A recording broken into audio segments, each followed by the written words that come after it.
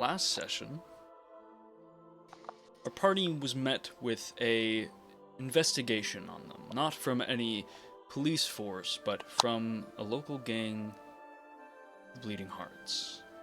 Ember at your doorstep, questioning you about who betrayed Sinris, leaving him burned and scarred and unconscious. To your knowledge, no one in your party did it. It still hasn't been found out. After which, protesters calling out outside of the house, down with the estate, Leodon's harbor hate, as they group in front of Ravafina's home, or former home, and called to action, the downfall of the noble. Afterwards, you met with new gods, deciphered some ideas to make soup kitchens, but in the end, you landed in a meeting room with Izarith, the leader of the Bleeding Hearts, the Lady in Red, the Burning Queen. So many nicknames, so many legends about her. Yet this is the first time you have ever seen what she looks like. Sitting in her well-carved chair that's almost as ornate as her dress. Horns that tower upwards. Eyes deep red with cross slits, one horizontal, one vertical. These sort of patchy scales that draw down her forehead across her chest. Deep crimson red hair and red wings to match.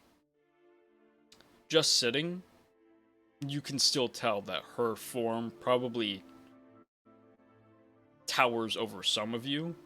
The only one that is safe from the burning lady looking down on them is Rethny. But she meets your eyes. She's about as tall as you. Crazy. Her. And as she looks across all of you, she cocks her head. Before we get into the trading, I believe the issue of Sinris must be squashed. Ember has informed me that none of you claim responsibility for ratting out Sinris.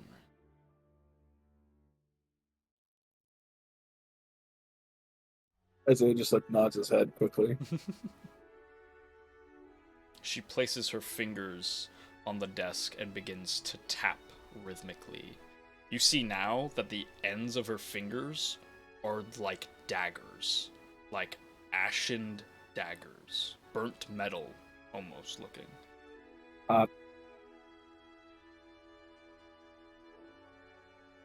She looks at each of you. I've come to the conclusion that I believe all of you. Oh, that is such a relief. In fact, we didn't even think you had anything to do with it in the first place.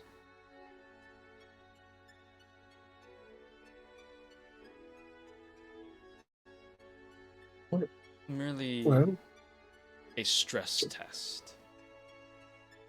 Some of you did crack under pressure. She does. We all She look. does particularly look at Isaiah. I wouldn't know what you were talking about. I was perfectly cool. I know calm, what you are and talking chilling. about. Her eyes I had a perfect flick plan. to you, Iron. I was actually talking about you. Ira, like, looks around. Pardon. Isaiah removed himself from the situation. You struggled to think on your feet when he turned the protesters on you. Well, I don't think anyone would really know what to do in a situation like that all when it happens so quickly. I think It's that's a normal alright. reaction. I'm not blaming you. Okay, I mean, I didn't think you were blaming me. Sure, her eyebrows are just raised, waiting for you to continue. Iron just like Letting you lie, stumble like, forward through your words. yeah, he realizes that she's just staring and kind of just like tightly, like, just lines his lips a little bit and just looks away. But still, I don't even know what Sinris's original plan was. And I don't like being in the dark. So, Ravafina, can you tell me what you two had originally planned before it all went? Well, we were initially there were two different plans. Okay, let me just start there. Okay. Sinris's plan was blow up the tower, sneak in, blow up the tower. This way, people would migrate over to the Bleeding Hearts territory a bit more. You know, not a bad plan. I didn't want to displace any more people who needed that safe haven, though. So I requested that we'd sneak in a good bit beforehand, try and get information first, try and talk to people before blowing up the tower. And if that was not possible, then getting everyone out to the best of our ability before blowing it up.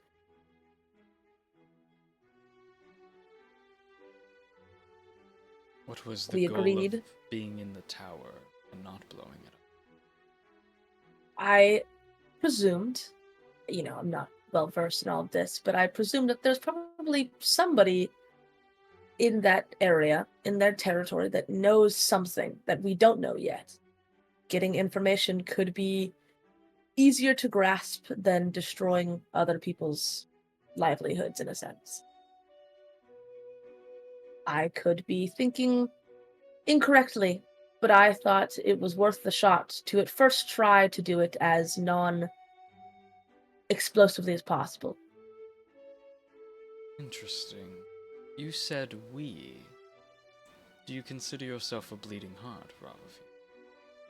Well, no, not particularly. But I have respect for you guys. Oh, Me and Sinris had discussed the possibility of working together in some instance. I don't see.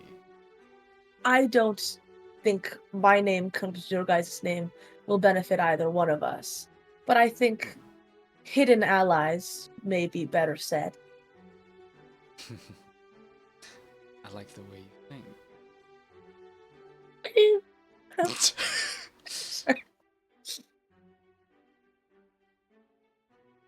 Makes sense. Seeing be any information about Akir, eternal light. Well, I have one last question for you, Ravafina. Of course. You've known Sinris far longer than I have. You knew him when he was young, and you've rekindled the friendship recently now. Do you think Sinris is capable of taking on more responsibility? Bob kind of ponders for a second. Kind of thinks. She kind of leans back as she thinks for a second. I trust Sinris. I think he has a good head on his shoulders. I think he's usually very able to recognize when something's going too far or when something hasn't gone far enough.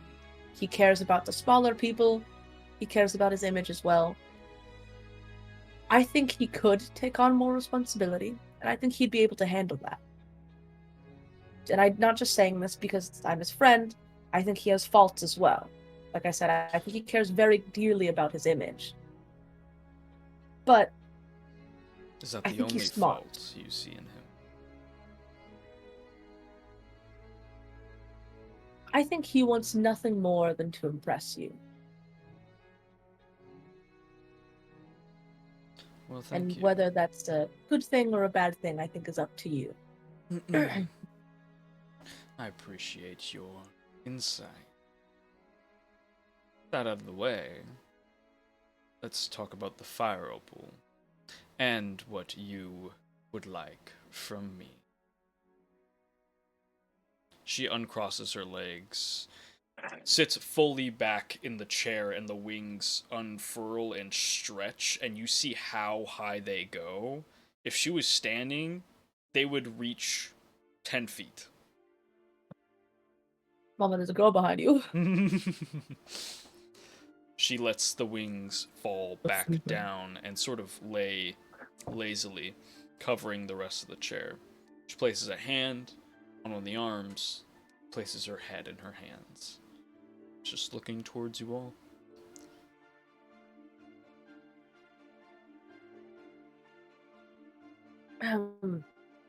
Well,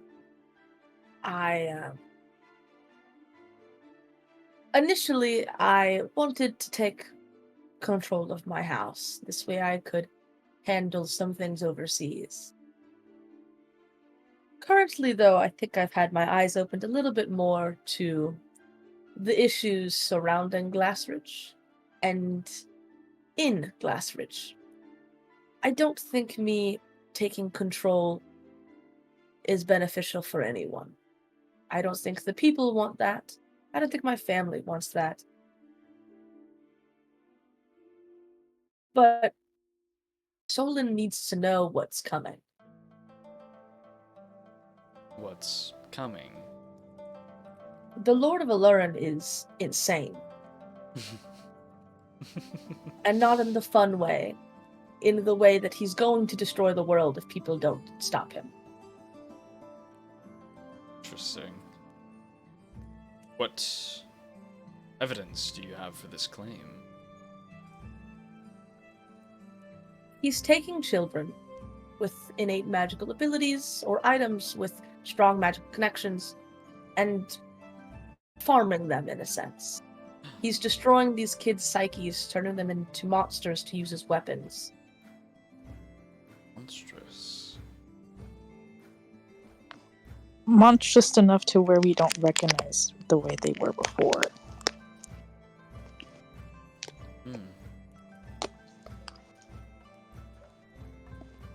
If what you say is true, it's very bad.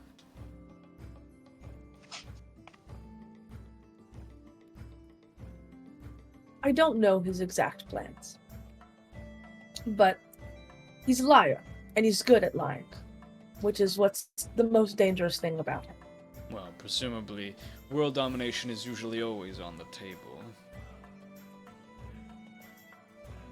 He's looking for these stones. Stone. Grants you a lot of power when you get them in prime condition. They're hard to find in prime condition, though. And with these stones, he wishes to hold in himself? Hold in something else?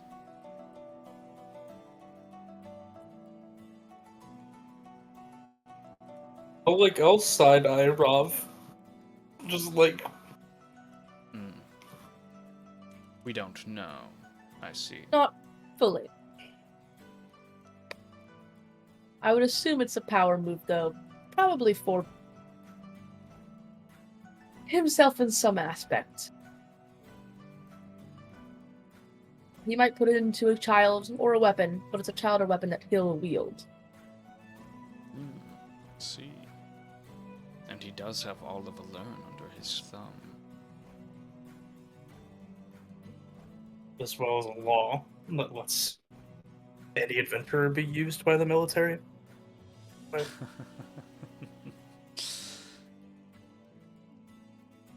Yes. I don't know why I'm calling on you, Iron, but do you have a question? No, for me? Iron kind of has his hand raised on the back. Yeah. Who are we talking about? Yes, so they've explained this to me on a number of occasions, and it still rattles me every time. I don't really completely understand what's happening. You two aren't What acquainted are these with... stones? Who's They're like- Sinris? Well, we're talking about the Lord of Aloran, Lord Solobar. Citrus is crazy. You two aren't from... Oh, very Well, much. I feel yes, like even if you're not from Allurin or Glassridge, you might know. Where I'm are not you from two from? here. Oh. I'm from Lulland. Ah, I see. Were you rich? No. Hmm. Poor soul. Cut off from the world. Yes, you could put it like that. Same with your friend, the Fire Genasi. If you're not from the material plane, I assume you're from the home of fire. Yes, yes. Hmm. Bronze Citadel, maybe? I did call it my home for a number of years, yes. Hmm. Were you anyone important in there? You know, that life is far behind me, and I'm sure. I don't know if anyone there would remember me. How long have you been in the morning?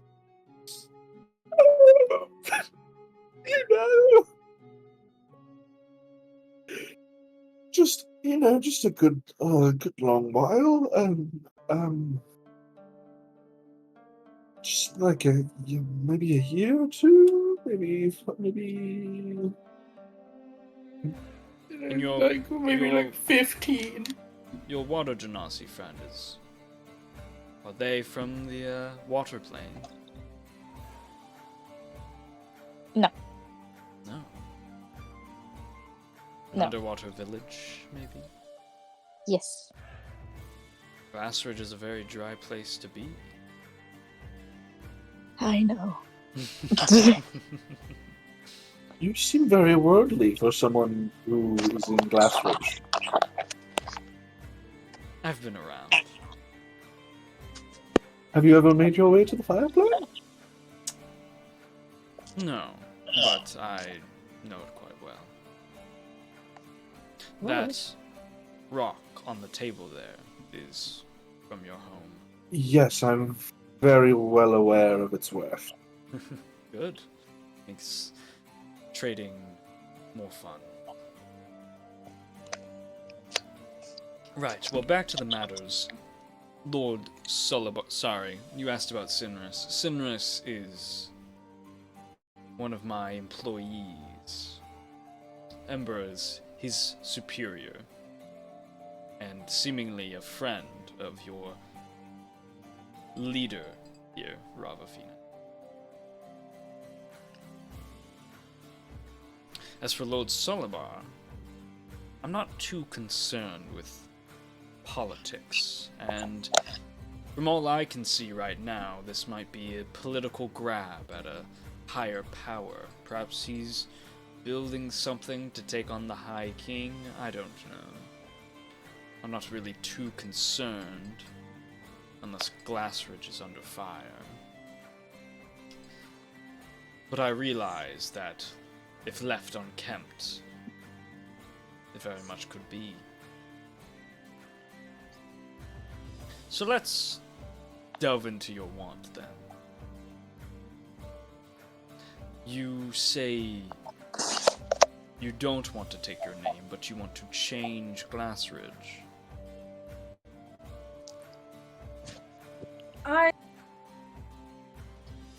want the ability to speak with the council, to speak with the High King of Solent, The issue is that I think me being in charge of the Leon household at this point in time now that I've seen some of the protesters and helped some of the people out there, they don't want that. They don't want me in charge. They don't want anyone in charge. They want to live as a free state.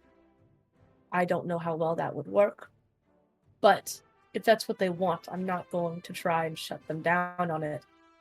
I do, however, want to help them. I can understand that point. It's very idealistic. A place without any governing body. No one to take from the poor and give to themselves. I can respect that want. But I fear Glassridge, if left unattended, would fall into a much worse fate than what happened to Rabbitglade. I think there would be one less City of Dream. However, giving the people what they want might be exactly what we need. Perhaps we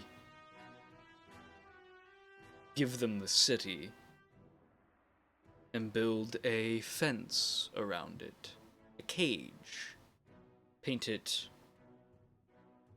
yellow and blue, make it look invisible to them so that they don't know it's there. Figuratively, of course.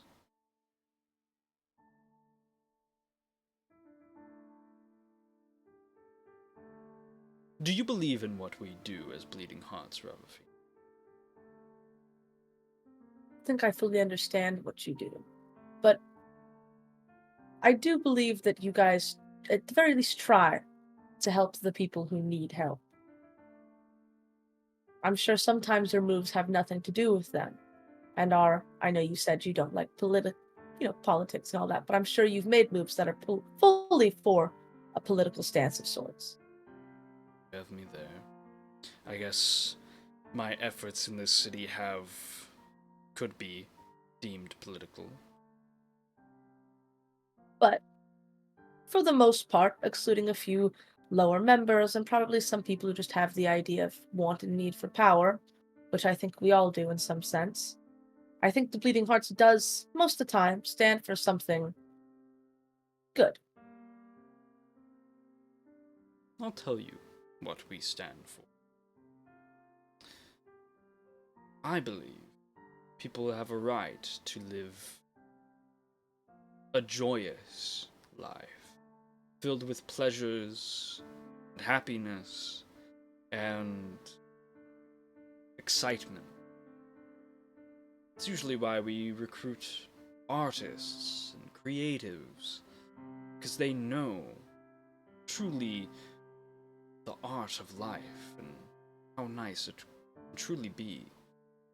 But I understand fully what plagues this world of greed and hunger. People take when they're already full. People eat when they already have too much. I seek to upset that.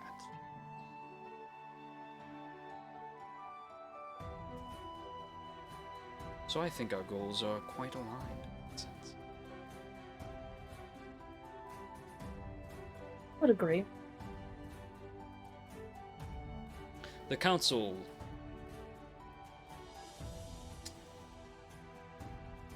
truly, I believe, will not easily help your endeavors in that. No. Probably not. But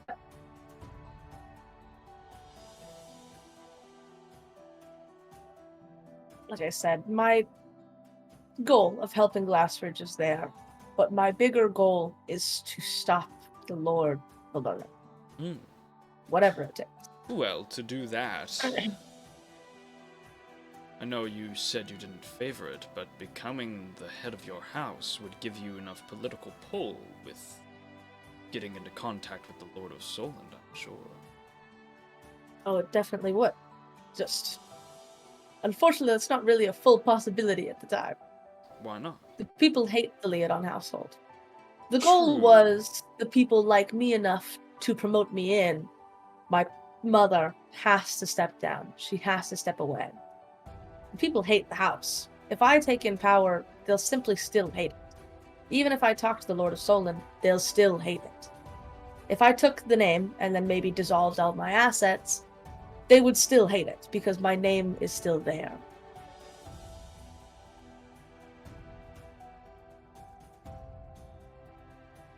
They hate your mother. She is who has controlled the Leodon name for so long. Perhaps they hate you now because of association, but if you prove yourself, perhaps, maybe, they'll respect the name. Especially if you're far more giving than your mother has been. You see, I control the Gilmere estate. The noble family who once lived here and works on the council under my thumb. In a wholly innocent way. Of course. You control the Leodon estate, or find yourself in control of the Leodon estate. Even though the Eternal Lights control the other one vote on the upper council, we hold majority. Do you have any friends in the lower council? My not related aunt is on the. We Family share no friend. blood, but yes. Hmm.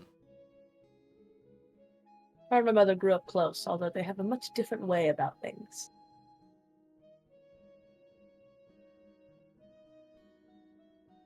So, what do you want in turn for this fire opal?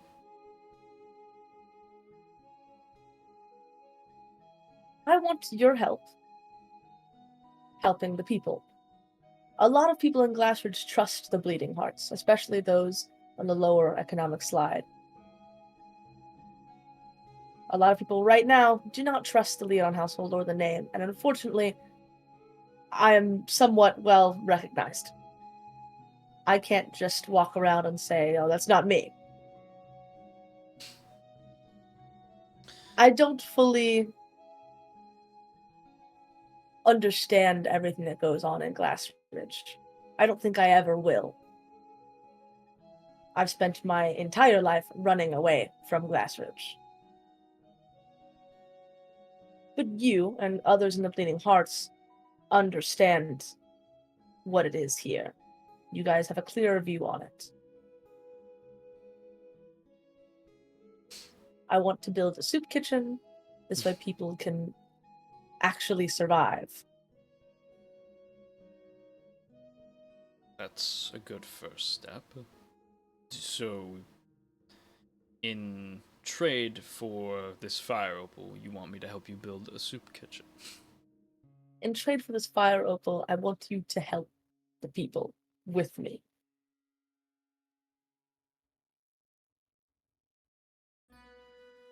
It's a very vague contract.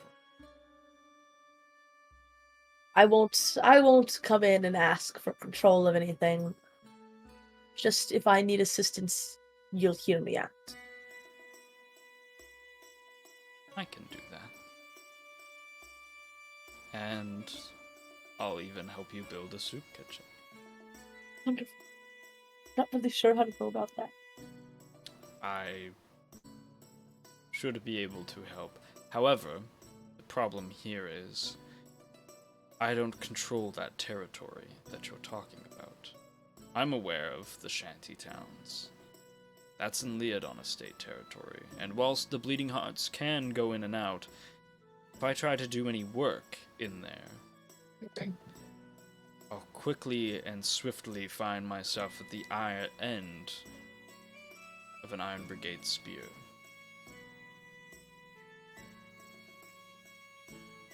So I need to So in order for you to help me cleanly, I need my name to mean something in the Leodon household again. And in order for me to get there, I need I need to get the people to trust me in some aspect. I feel like I'm in a little bit of a loop.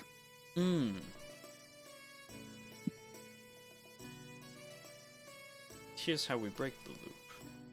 You help me take out the Eternal Lights, or at least assist me in some more sensitive missions.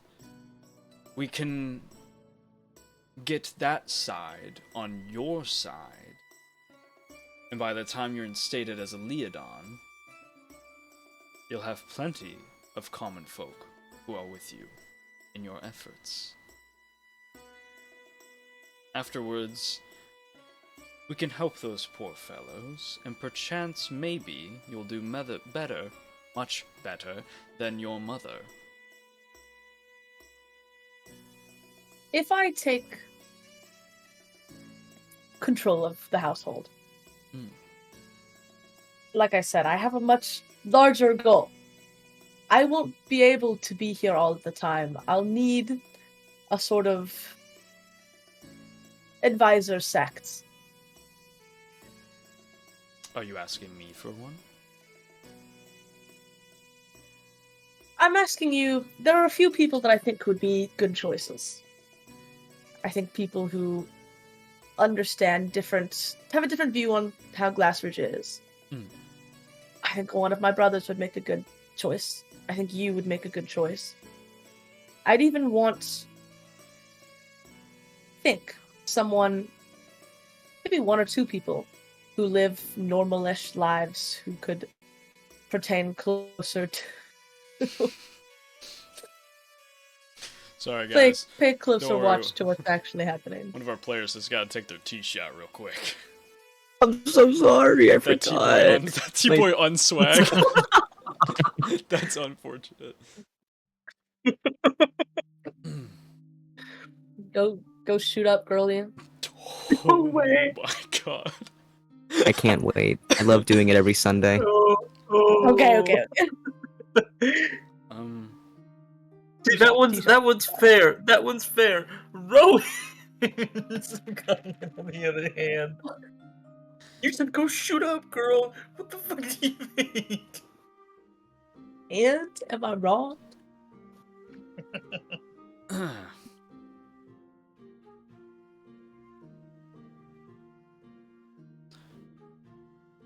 In exchange for this fire opal, I'll consider it a understanding between us that I am backing you as for your right to your estate and your name, and that you'll have my support in getting there and getting the things you need to become someone who can change this place. Guys, are we about to buy a super pack? Congratulations I think and we're about to become welcome hitmen. to American politics. We're about to become political assassins of this bitch, man. Oh, we're gonna kill people. And Yeah, the secondary plan is, should you need assistance with Eternal Lights, we have a hidden allyship. I will It's the second. quell any small worries about it. The only Eternal Lights problems I'll have you deal with are ones that directly impact the potential for you getting more support.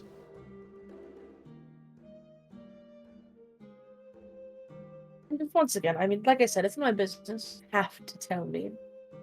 Why is it that you need the fire opal?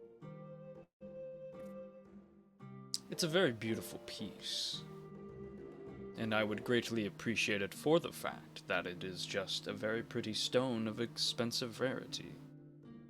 But if I find the right craftsman, I could make a very useful item.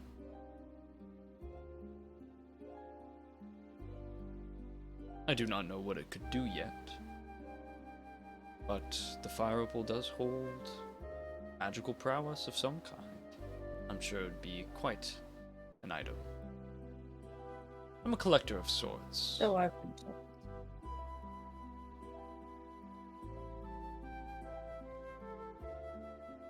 Rob will kind of like look at her, just kinda like squint a bit.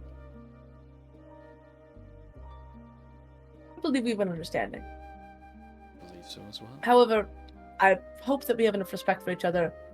If either one of us step too far out of line, there's a way to go about things. She nods her head. And Rob will Rob will pick up the fire opal from her palm, and she's just kind of holding it in front of the table, and she'll slide it over. As it slowly runs against the wood of the table, playing marbles, it almost goes off track,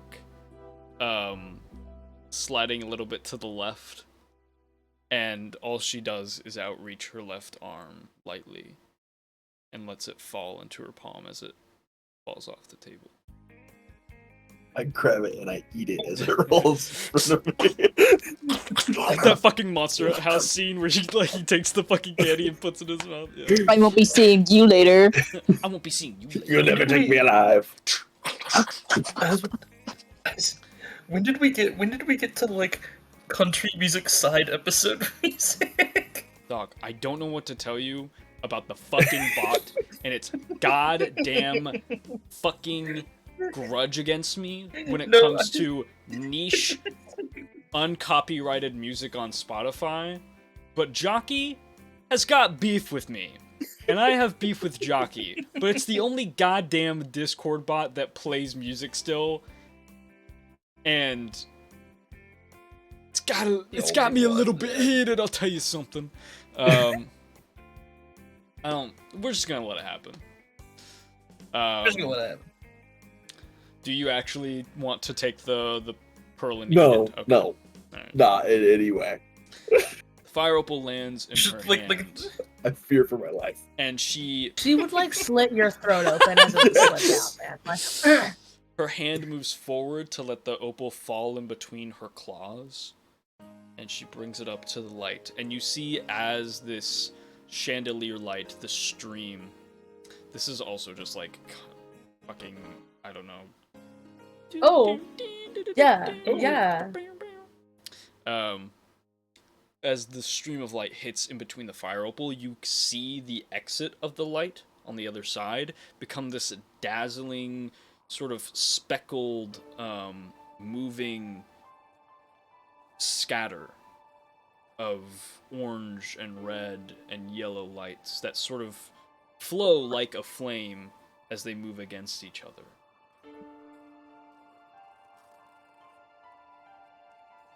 She closes her palm around it and stuffs it right between her chest.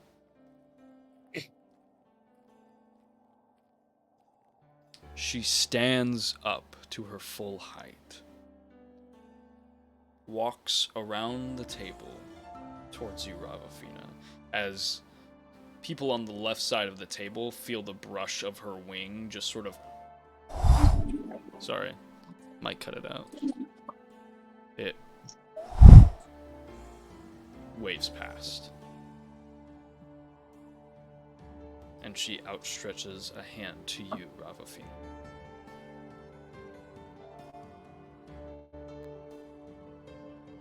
Do you take it?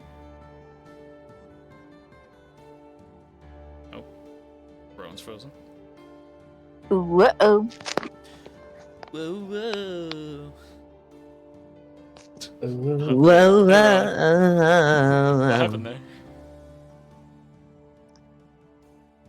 Did not happen to you guys too? No, it was just no you. girl. Was it really? Yeah. Okay. Oh, my internet just died. Oh, okay. Sorry. That's okay. What was the Yeah. last thing you heard? Outstretch a hand. Oh yeah, she outstretches a hand to you to shake it. Oh, yeah.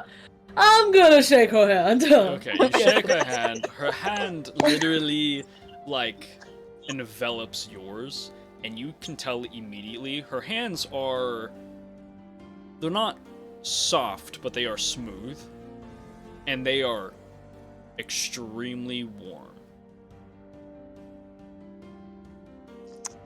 Alrighty, princess. The marriage is happening in a month. It's crazy. Holy shit. She lets go of your hand and she walks back to the end of the table. Her hand sort of like places gently on the chair, but she doesn't sit on it.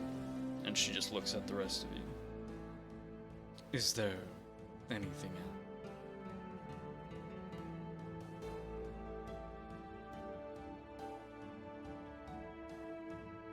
You ain't got nothing to say, Isaiah. No. Iron, Isaiah, Brethny, Fel. I have nothing to say. I've got nothing to add.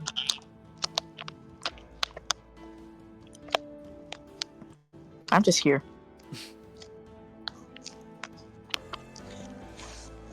No, I don't believe I have anything. It's been great meeting you, though.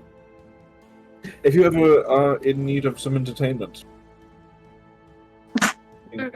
On the road Okay. to contact. We gotta go. What are you... Ember is my right hand and usually my messenger. If I need you or have something to tell you, she'll find you. Yes, I've learned that. She's very good at finding people. Yes. And her hand flicks away from the chair, and you catch right where one of her claws touches the backboard of the wooden chair. It just slices it. And you see this very clean, deep cut. And she walks Cool. away. Cool. Very normal about that information. Ember, who is leaning against a podium that holds this beautiful, glamorous room up, sort of sandstone marble pillar. Ember lurches off of it and walks towards you all.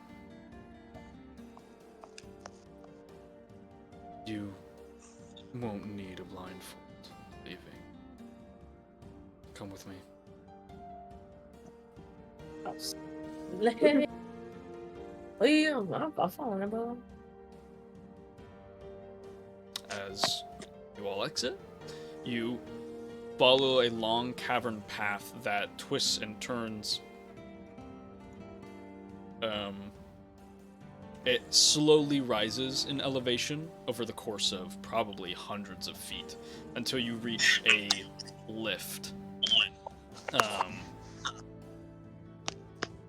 And as you enter, you begin to be pulled atop. And as you do, you hear one thing as the path to the cavern before you fully disappears as you're being lifted up. You just hear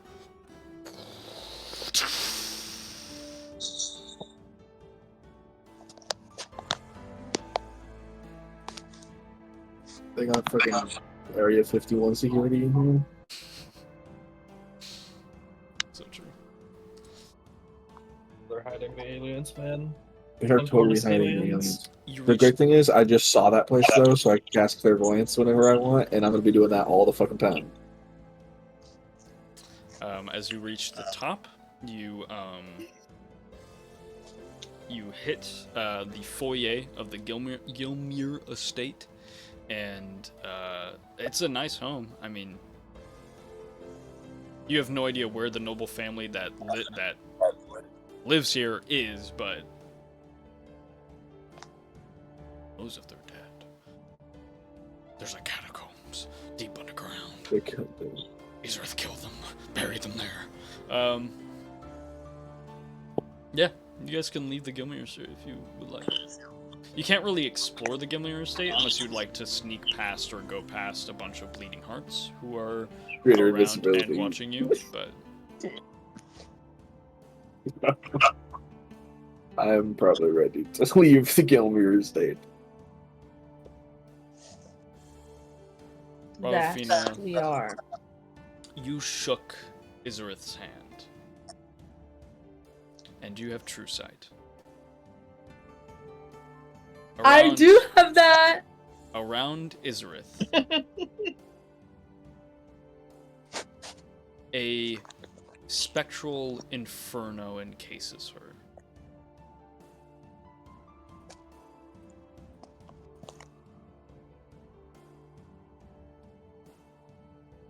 I need to roll something to, figure out if that's a good or a bad thing. No, that's just up to your interpretation on whether or not that's a good or bad thing. She's wreathed in a bunch of spectral flames, glorious, beautiful spectral flames, but they're just kind of just covering her like a cloak and a blanket and like wisping off the ends of her wings and her horns and I'm gonna etc. trust it just means she's a bad bitch. Yeah. She's physically fit. Physically fit. And ethereally fit. Ethereally fit. Dungeon Master. Yes. I'm looking at this map of North Glassridge, Oh, yes. and I'm trying to find a place. Because I don't know. Isaiah has recently come into a very large amount of money. Yes. And his AC is very low, and I would like to swap those problems. Okay. So you wish like to have less spend- money and my AC to be higher. The Artisans are a great place. You know, if you ask literally any of your friends who have been to the Artisans, they are the people to like go to for like really well crafted items. There's of course the appraisal shop. Virian might have magic items like armor for cheap. Some of the greatest, specifically like smiths, like proper. The Artisans create good and strong stuff that's also very beautiful. If you're looking something that is just pure mechanic and mechanically strong without all the fluff, the Nightlight Forge in the Eternal Lights territory is probably the best place. So far, I like physically felt my legs get tired as if I have to walk that fucking distance. So true. Physically fit. Physically fit. Yeah, then as we're leaving the Gilmere estate, Isaiah will go, alright, well, if we're going to join this ideological death squad, I suppose that I should get some better fighting material. I'll be back. Just don't cause any trouble. Oh, you know me. It's not a problem. Yeah. So you head to the Artisans? I'm headed to the Nightlight Forge, Okay. but I gotta walk a while. Yeah. It's on very the long other time. side. Mm-hmm. It's also in Eternal Lights territory. Yeah, but I'm not associated with these motherfuckers. So true. If Eternal Lights pull up on me, I'm like, I have no fucking idea what you're talking about. So true. I'm not associated. Isaiah gets kidnapped immediately. That would suck. The rest of you, what would you like to do? I don't suppose unless anyone wants to come with me. I think you're going alone on this one, bud. That's so... I'm coming. Well, Fel, if you're coming, that means Iron has to come. No, No. not anymore. Not anymore? Nope. No. I helped cure Fel of the Fun lycanthropy. fact. I'm Was this not knowledge? Oh, that's great. No, that's great No, I don't news. think Felt told Perfect. anyone. There wasn't That's like a big great. announcement. I didn't know that happened. Well, it's it was last night. It hurt a lot. I just wanted to go to bed. Very well. Well, glad you're all better and stuff. Then yeah, sure, come along.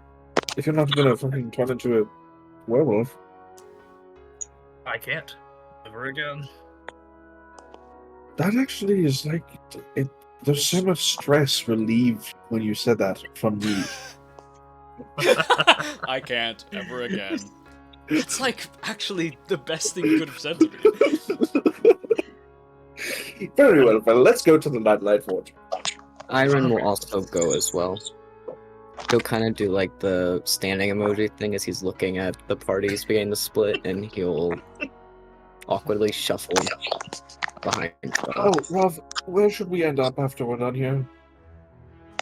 Is there a place we should Guess be meeting? we meet back At the house. water wheel? Yes, Or- at the The water wheel? Our home. Perfect. water. Not the Leon State. Rough No. side eyes. Not the Leon estate.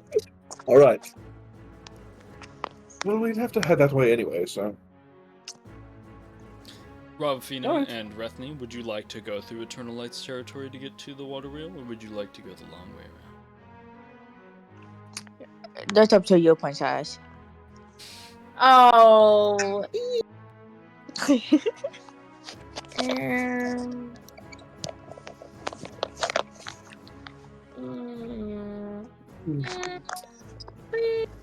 When?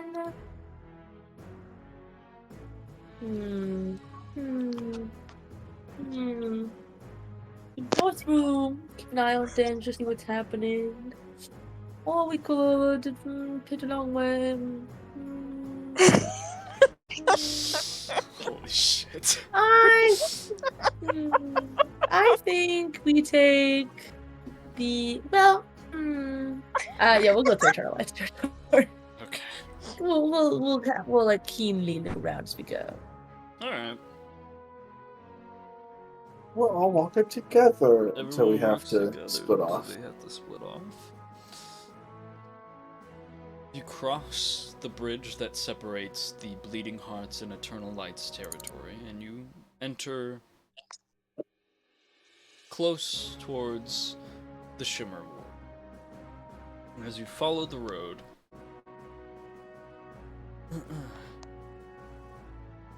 there is a most subtle vibe change to when you were last going through here.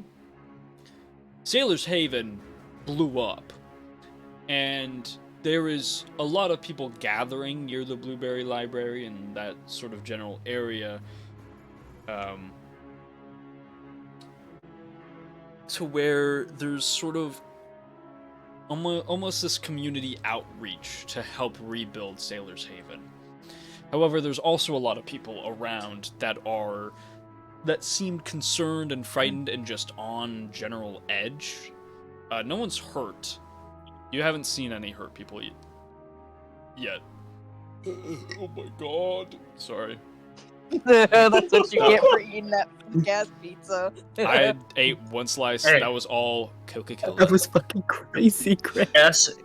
Gas, fire pizza from what I heard. Gray who was defending me about my pizza choices, Yeah. now going for my throat about my pizza choices is so funny. Well, listen. I'm not gonna lie. Some of that shit that you put on that pizza is a little crazy, but I'm not gonna like tell you that it's wrong for you to put that shit on your pizza. Yeah. Wait. So you agreed with me, but then looking dead at me said, "Oh, it's okay. We know you have white people taste." But you agreed with me. You agreed with me. You attacked me whilst you agreed with me. Listen, what I'm saying. Tell him, come give me a slice, man. I'll eat that shit with you. Hold on, okay? Hold on. That's I'm time for gonna my own defend damn home. myself to the people right now. The people. I'm just saying that Speak on it.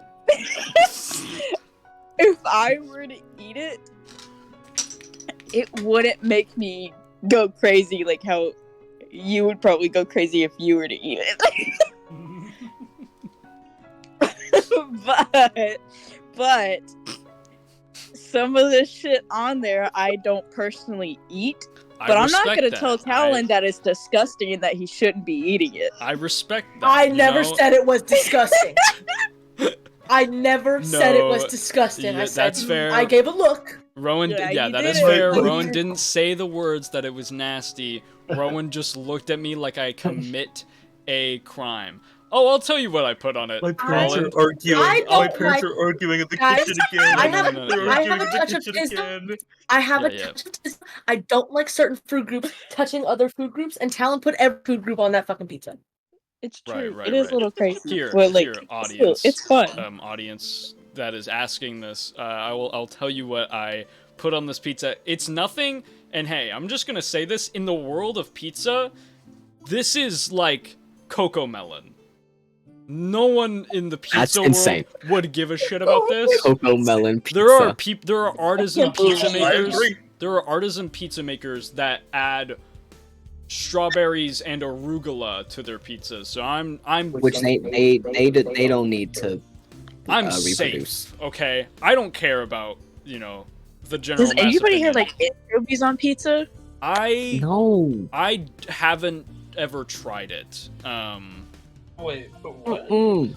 Thank God, Anchovies. because whoever decided to put fucking fish on pizza needs to Yeah. be like I don't burned at the mind. stake. Like I don't mind fish. I like salty fish food, but I don't think it should be on something that gets baked.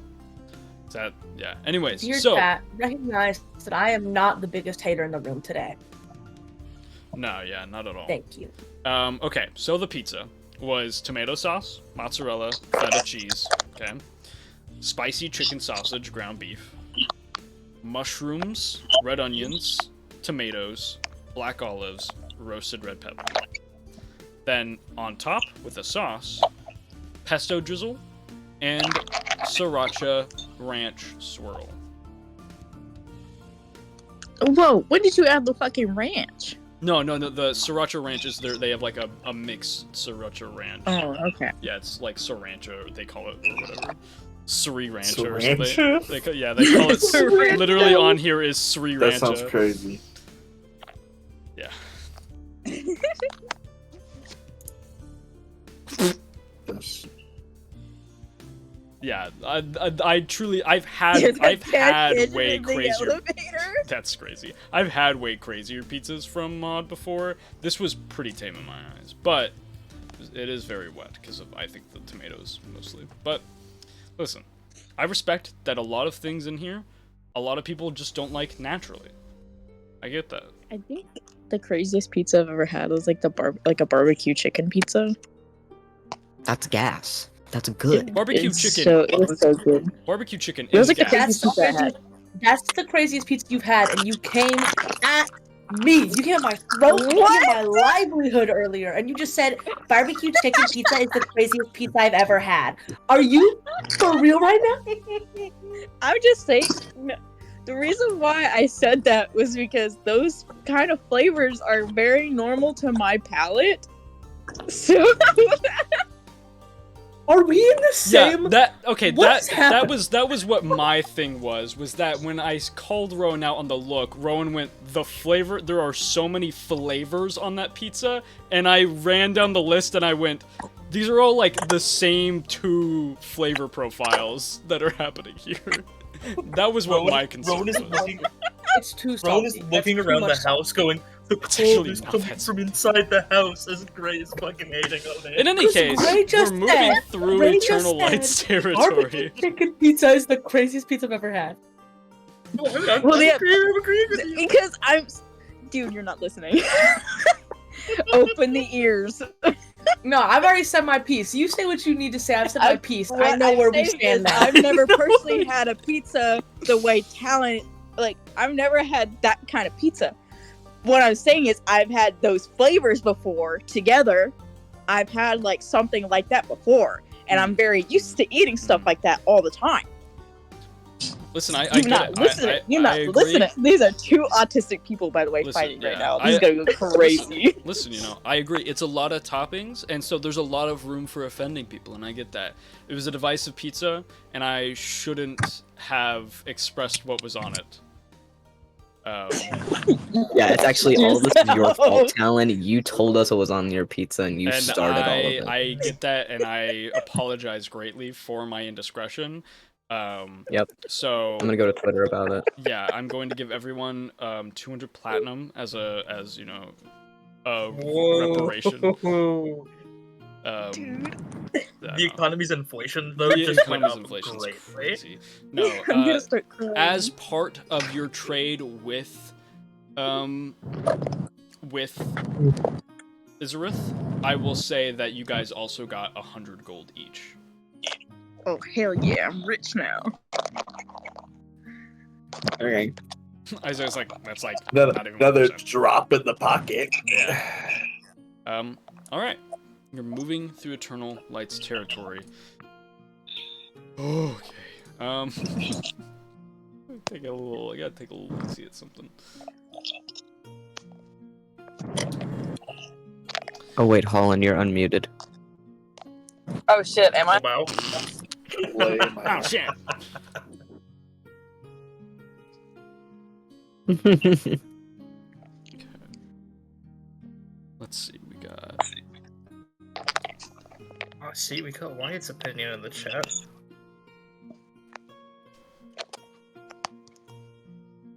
Doctor's fucking in. Okay.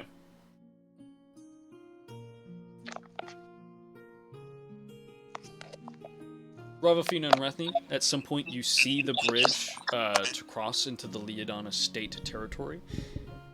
As you do, you turn around to see as Iron, Isaiah, and Fel move off, continuing towards the Nightlight Forge.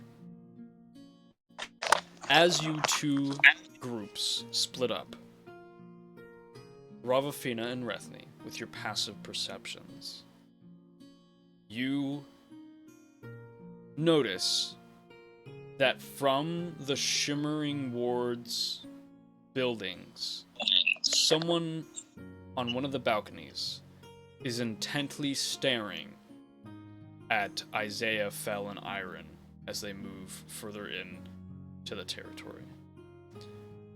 Once you notice that, When we gonna turn around, princess?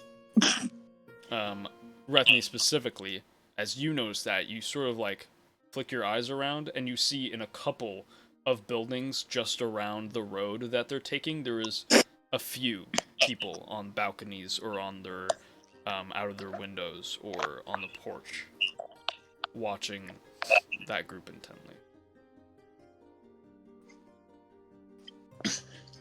We're gonna make a Yui.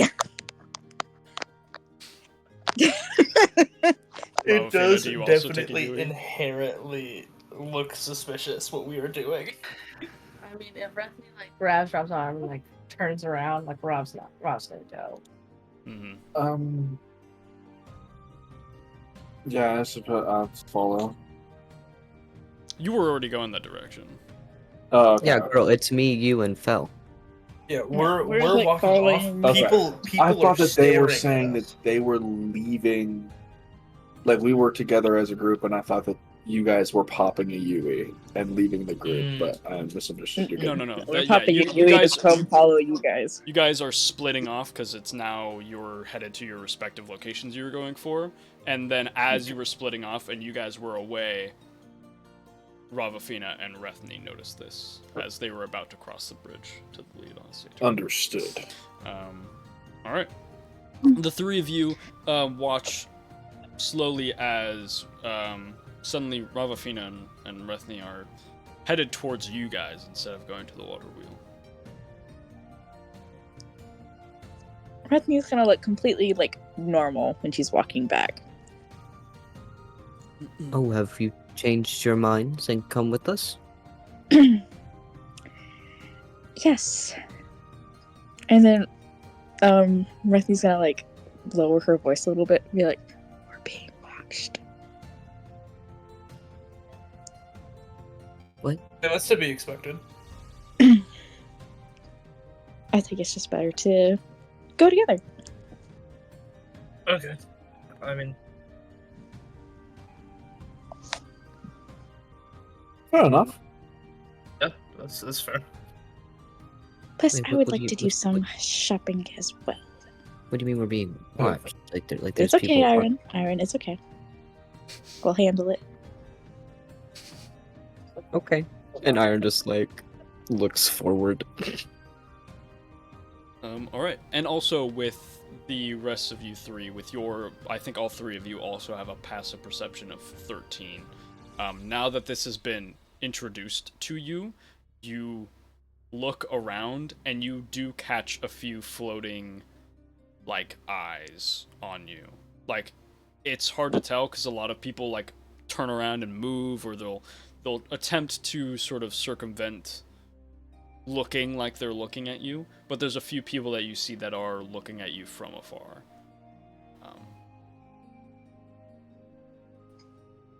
Why the fuck they doing that? Do you I mean, continue? Do you continue to the Nightlight Forge? Yeah. Okay. I'm keeping a watch out. Sure. I feel like when we think about it for a second, definitely leaving Bleeding Hearts and then instantaneously going to Eternal Lights territory. It's suspicious. I mean, we're just Yeah, I'm not about to come in here and spend a bunch of money.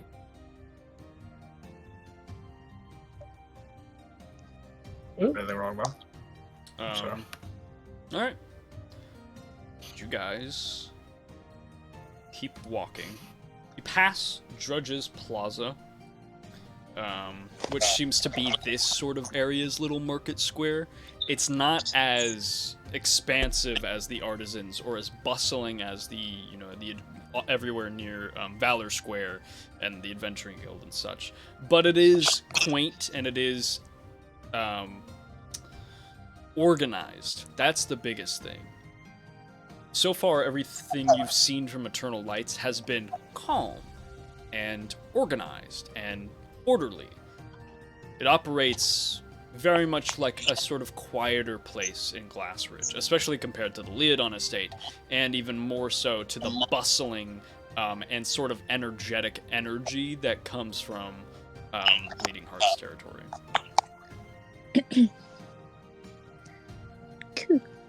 As you reach the Nightlight Forge, you approach this large and sort of rustic building, and there's definitely some age on it. Old stone that looks nothing like the polished and kept up sandstone that you are used to in Glassridge. There's quite a few steps up to get on to the surface of this sort of ledge that the house is built on, but its entrance is from this side, so going around would only lead you to the back of the forge where work is done. It's probably about 10 steps up. You go up, and there's these large doors, very old style, the rustic sort of old wood and the rusted metal of these giant rings that are the door handles. Does it look like I am to knock or I am to enter? Seems simple enough as just a push. Okay. I will push and go inside. As the doors swing open. Across from you, in this very spacious floor, standing at the desk, is this sort of It's a large figure. And as you see them twist around their arm, encompassing like half of the stock on the wall, they have this long sleeve shirt that's pulled up, and it's dirty on the sleeves. There is Sorry, I tried to mute my mic and then muted it 3 times. I like sneezed and my finger went boing boing boing on the fucking mic. Oh, that hurt. Sorry, their sleeves are dirty and they're wearing a leather apron. Bald head, but you can see this sort of tattoo that runs all along and then down their back. And as they turn to face you, their eyes are shimmering and the tattoo is moving. Not moving, sorry, the lines aren't moving, but it is brimming with a light.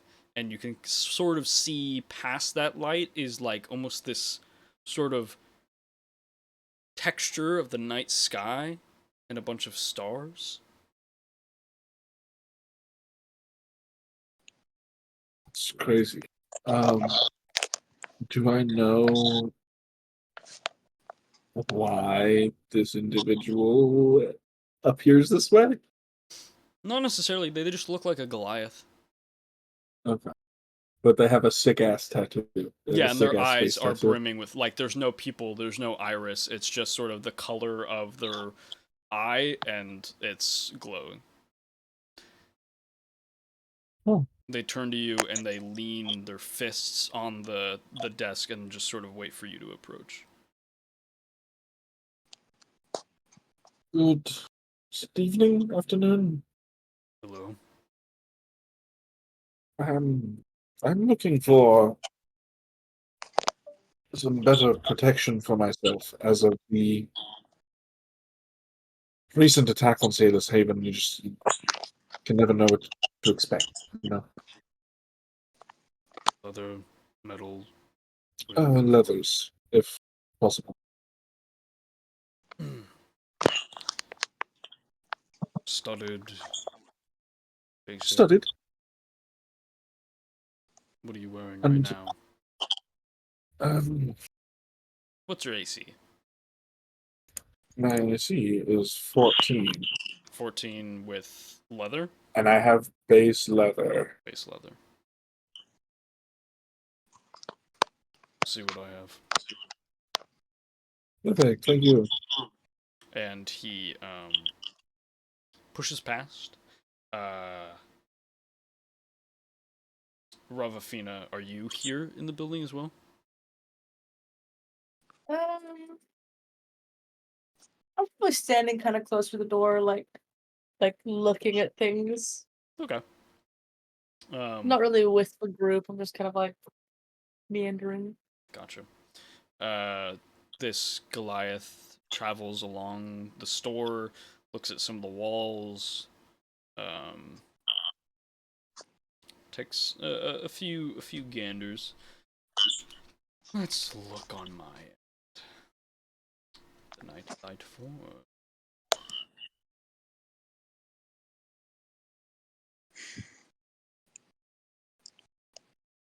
I would love if the document loaded. Thank you.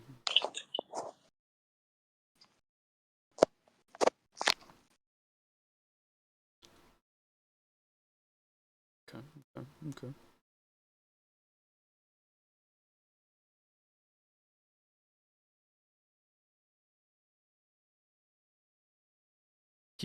He starts to pull quite a few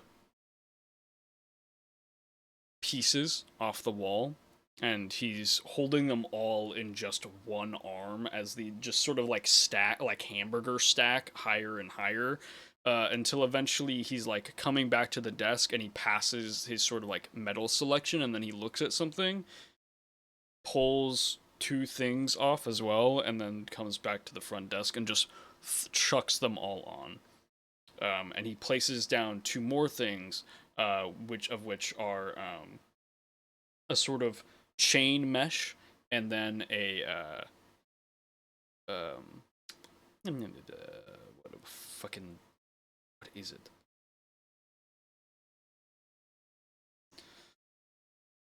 It's like, it's also metal, man. I don't know why the word is escaping me right It's now. also It's a metal, type man. of it's a type of metal armor. Before you have studded leather base, but it's really it's well done. It's well crafted. There's studded leather +1, studded leather +2. Sick. There is mariner's armor. There is let's see. These are awesome options.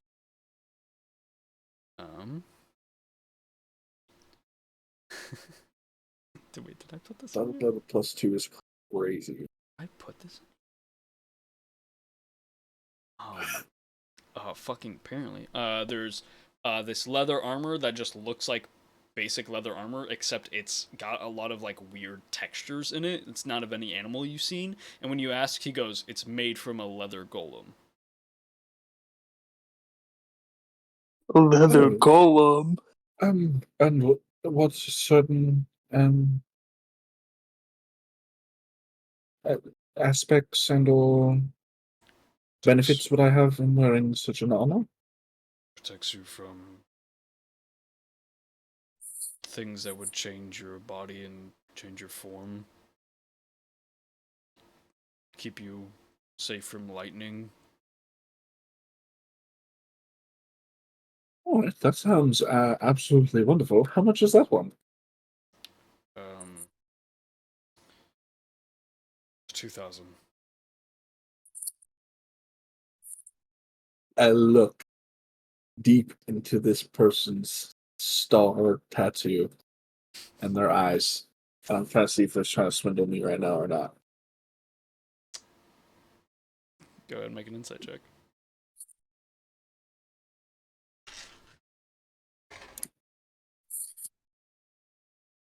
Hey, that's pretty slick.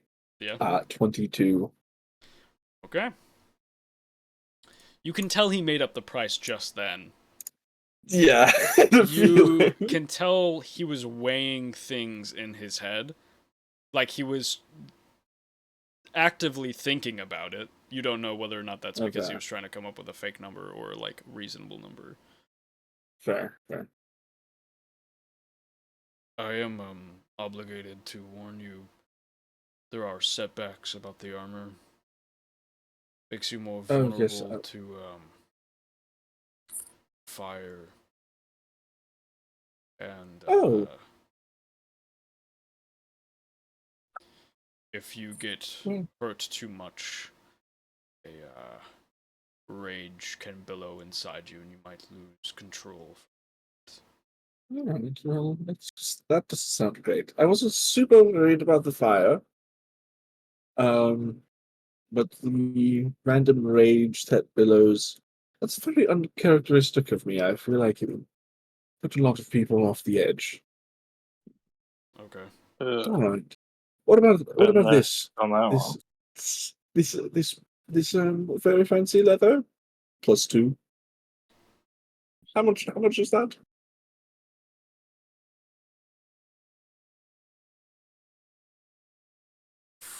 1,400 gold. I'm sorry, do you not have set prices for these? Do you make them up just day to day? I weigh how much effort it takes to make them, the materials it takes to make them, and how long they've been in the store and whether or not they've sold recently. Alright, that's fair enough. I think 1,400 is not bad of a price. That's not bad at all. That's what I'm saying. There's also these, and he places his hands on the metal ones. This is commonly called elven chain. It's just made out of a light metal. Perfect. Anyone can wear it. This one is wispium chain. It is as light as leather. Wonderful. it will give you a 14 base. Base, and then Plus 2. You will not have disadvantage on stealth. okay, because it's medium armor, It's right? medium armor. Okay. And Or there's also other properties of Wispium that you get to benefit from. is it light armor that counts as medium, or is it medium armor? It's medium armor, but I can't. you can wear it even if you only have Oh, proficiency in light armor. Oh, okay, that's sick. Yeah. The other properties of it are the fact that you can use an action on your turn to enter the ethereal plane until the start of your next turn. Okay, cool. So I blip for a turn. Pretty much. And you can only use that feature once before you have to wait until a short rest for it to come back. Additionally, it gives you a bonus to your stealth equal to half your proficiency bonus rounded down. Holy shit. This would make me fucking invisible. I'm going to be goaded. Yes, you will be goaded. Oh, because Bard. Because But it's Bard, crazy I on have Bards, pluses too. already. I get all these cool pluses. Okay. Okay. Is stealth thinking something about- that you're already proficient in? I'm not proficient in stealth. I only have a +4, which is still pretty good. Oh, we're not at the level where you have like half proficiency in everything. Right? No, I do. I have half You do? proficiency in everything. It's called Nice. Jack of all trades. It's my second level ability. Sorry. Been a moment since I've played a Bard. Nah, you're all good. This is my problem. I have such a hard time making choices like these. Which one do you think? I point at the armor. I'm in Ask between him. this plus. Yes, I'm in between this leather, the +2, and the one that you've just shown me, this Wispium chain. Which do you think suits my form better? I don't know.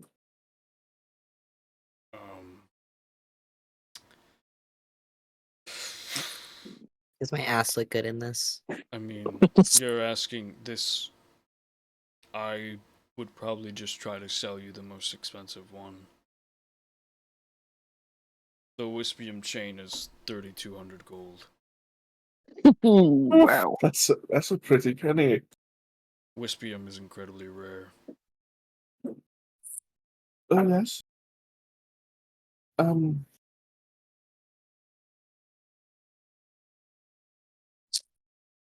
All right, let's do that one then. I'd love something very rare. Wispium it was Yes. 3,200. Mm-hmm. All right. Trell, do you want to help me count this out? Just What? dump 1,000 gold pieces onto the table, Okay. Yeah, sure. and I'm going to subtract 3,200 gold pieces from my total, All right. which still, I think, puts me I think you're still the above richest. everyone else. Yeah. Oh, yeah. You want to know how much gold Fell's rocking with right now? 100 because you just got it. 0. Wait, Isaiah, how much money do you have? I have 1,900 gold pieces. Dude, 1,900. I have no money on me. You have more? You're good then. Because Elwin never asked for the money back, so I still just have basically all of the money that Elwin He gave us. doesn't know I if you only spent dropped, it like- all. He never. Yeah. I'm not gonna tell him. I'm just holding on to that bitch. And is this in? It is not a You made D&D this, on yet, right? but I will make it tonight. Okay. God, No, what? So You're good. you I get literally pulled this out of. it's half your proficiency Rounded down. rounded down. Yeah. So you would have another +2, making you like +6. I don't think I have a +2. No, My you would get proficiency an bonus is plus. Oh, it's half your proficient. Okay. Yeah, it's +3 rounded down, so it's just a Plus +1. one, It would yeah. be +5. Once you Okay. get to like, once you have See, a plus I thought it 6 was- in the level, it'll be +3, which is pretty cool, especially if you have expertise in it already, and it gets stacky. But yeah, no, it's not half your stealth; it's half your Yeah, proficiency that's bonus. That's what I heard for a second. And I was like, I no figured way. that was your misconception, considering how much you reacted to that bonus, and I was like, I don't think I was like- Austin I was knows like, which holy shit, number we're dude. talking about here. I would have like I would have like a +15 stealth. I was like, Talon's gonna make this like 10,000 gold or some bullshit. After Which 20 minutes of you guys counting out gold coins, you have the amount of gold coins Here you are. as you Just shove under this 200 gold fucking pieces. pile over the counter. Plenty of coins ting, ting, ting, fall on the fucking floor, and he just looks at them. He gathers up all the other armors, sets them behind the table, and picks up the wispium chain and tosses it to you. It is so light. Oh, you are so correct about how. Yes, this won't feel odd at all. Now I have to figure out an outfit that fits this, though.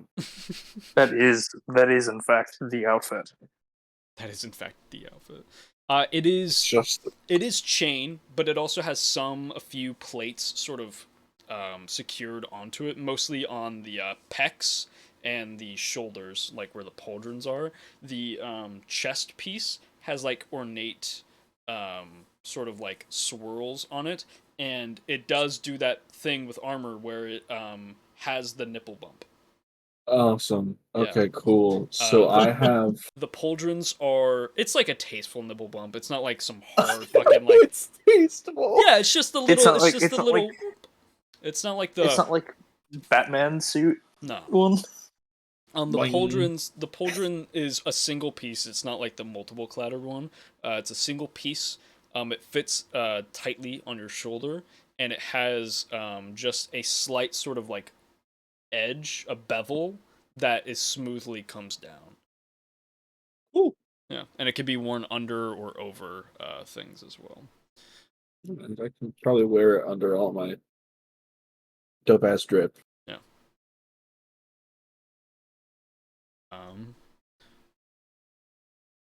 Yeah. So Alright, you gain. So basically, with Wispium, you gain the benefit of Mithril and Etherstone materials, because it is an alloy that's of right. Etherstone and Mithril. That's Nice. I pay a lot of money for that. Mhm. It's worth it. It is indeed actually fucking worth it. It is so worth it. You also get usually other benefits, such as that adding to your I don't stealth I don't bonus. think the God, I heard fucking Ember is gonna be able to find you after this. Ember will still probably be able to find me I don't know. You just like slip into the ethereal plane, and I think you're fine. for like 6 seconds. I guess I could like walk through a wall. Well, you can you can walk through a wall, come out, greater invisibility, and run away. So true. Dude, I'm fucking. And then Batman. when you because when you pop out, because then when you fucking pop out, you're still gone. I'm gonna be a crazy assassin. Bro, we're about to kill so many Eternal Lights. As you just purchase this from an Eternal Light, as he places So down, true. gathers the gold. You see with both his arms and hands, he picks up all the gold and is pretty much carrying all of it. That's crazy. He's like big. And A he lot of goes into the back, and you just hear a clattering of 3,200 gold coins. And he comes back out. Really should have asked for some of it in platinum. Yo, Anything else? you didn't at all. None of it is platinum. Nope, none of it. It's all gold. Sorry, you were saying. Anything else you need? Do you sell anything other than armor? Yes, I sell weapons. do you have any sort of consumables, like those one-use items that are particularly useful? I'm a forge. Sorry? I'm a forge. Yes.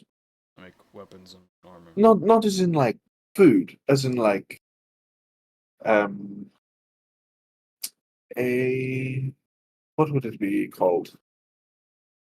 Potions? What are the two ball bearings with the metal wire in between that you chuck at somebody to trip them? A bola? A bowler. Do you make any bowlers? No, I don't have any. Oh, that's such a shame. Why? I have so many questions for you. Alright, well, I guess I can see the practical use of us owning a bola. It wouldn't be horrible. I feel like often, if we had something to trip someone up, it would be an easier time. No, yeah, you have a point. I have ball bearings if you just want ball bearings. I mean, I could maybe fashion something together for you. I don't know if I can't. I'm incapable of such skills. No, I think I'll be alright. Thank you for this honor, though. It is wonderful.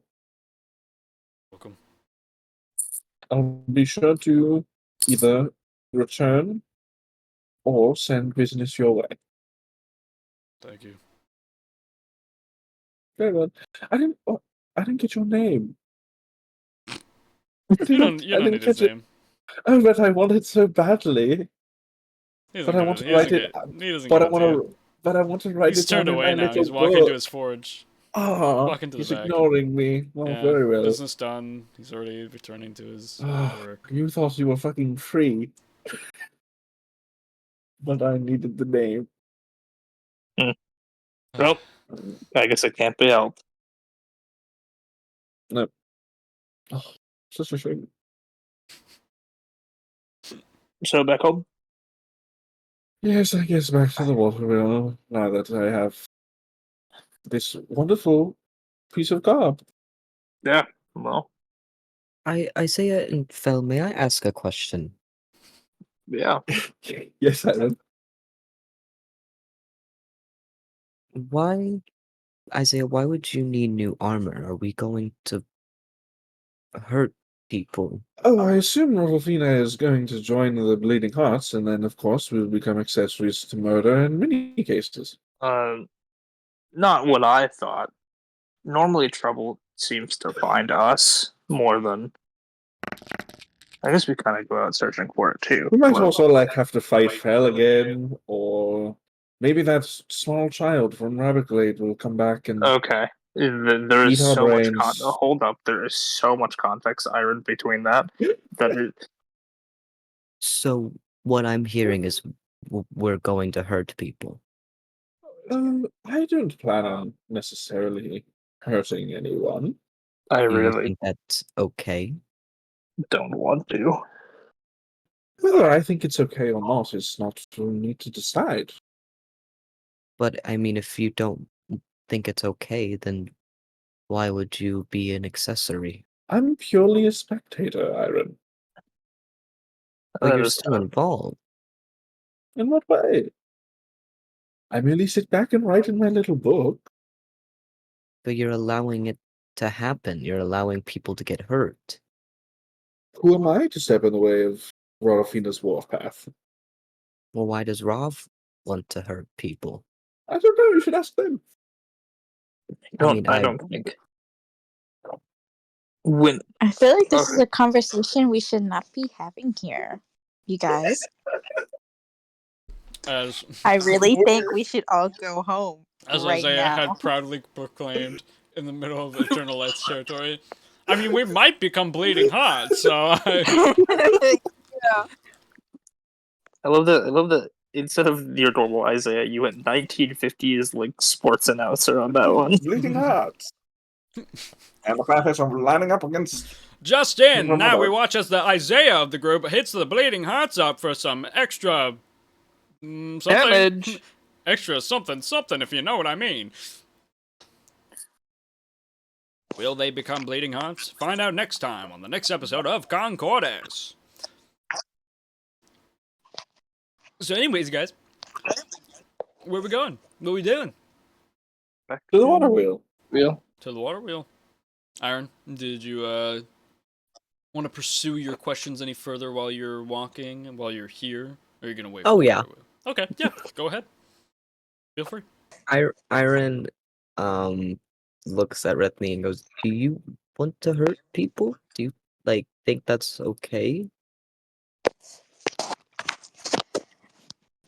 I think that if certain situations come up, it's kind of a hard decision to.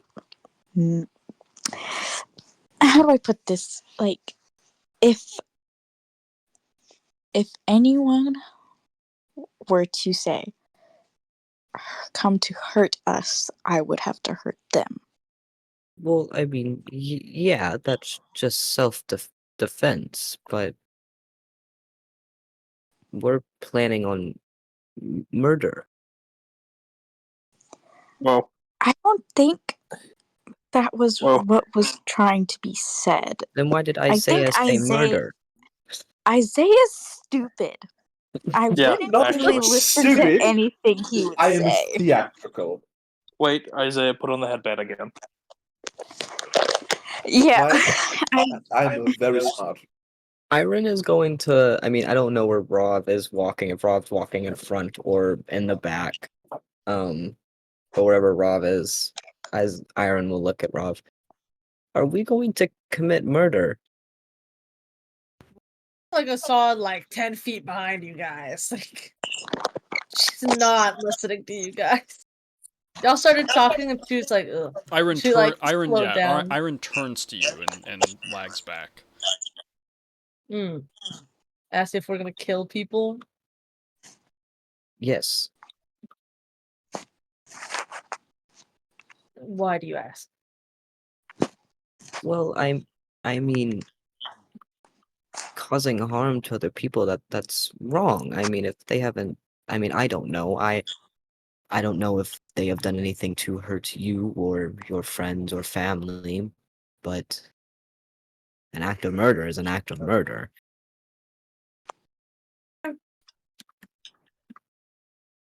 How far are you willing to go for something you believe in? Iron pauses. That depends on the circumstances. Now imagine that everybody else is willing to go further than you. I'm imagining it. What would you do then?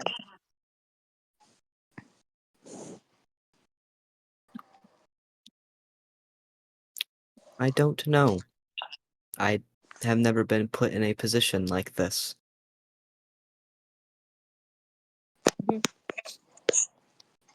I don't know either. I'm doing what I feel like I need to do.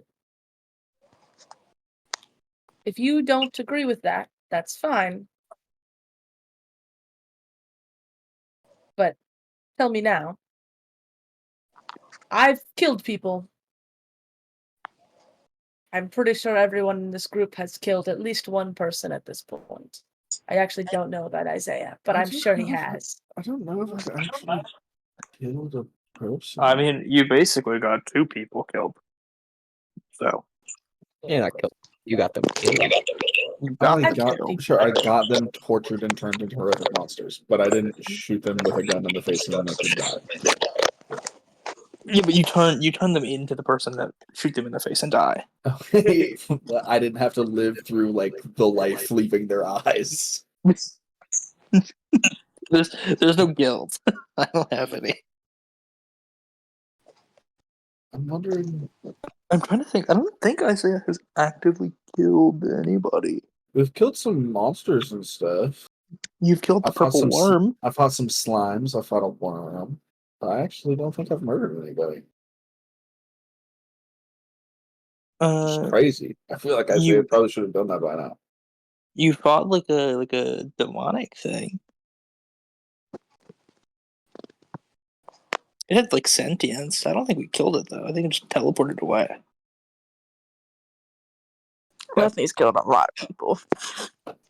A flashback to Rethny letting a boat paddle the water wheel boat in Dire Gulch, letting it just sort of threw the where you threw the into person the water. into the water wheel, and the water wheel just slowly went It killed on an him. already dead. At that point, after the first was dead, and just slowly sort of like whacked a dead corpse over and over again. Yeah. It's just She definitely giggled at it because it kept making a funny there was sound. there's definitely like a flashback montage of like the hundreds of people that are dead between Rethny and Fell playing like the DuckTales theme song. Yeah, but like Yeah. the conquest of this party, you know. Hey, at least Rethny hasn't ate anybody. It's true. Whoa. On camera, for sure. On camera. The death count of the party is probably in killing like human people, or like not human, mortal sentient bipedal people. It's probably in the hundreds. Yeah. We're not going to heaven, y'all. I don't know. Yeah. I was going straight to heaven. There. All right, you guys make it to the water wheel, and as you do, it's quiet outside. There's no protesters. As you enter the house, the only person in it is Deldrak, who is sitting on a chair, hair completely disheveled, face in his palms as he's sort of just resting there in the sort of Shinji pose where he's like on his, he's sort of just like He's like leaned forward, like hands, yeah. hands in his face. And at the sound of the door opening, he moves his hands from his face to look up. You're all back. And Isaiah has fancy new duds. Oh, I wasn't going to bring attention to it, but thank you. Oh, you're welcome. Nice.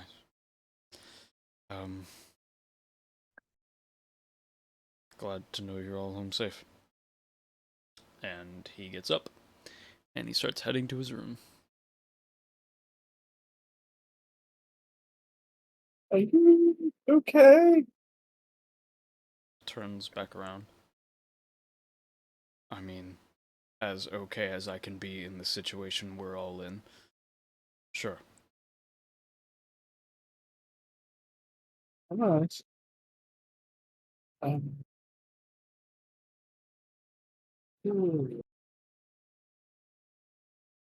That seems like not.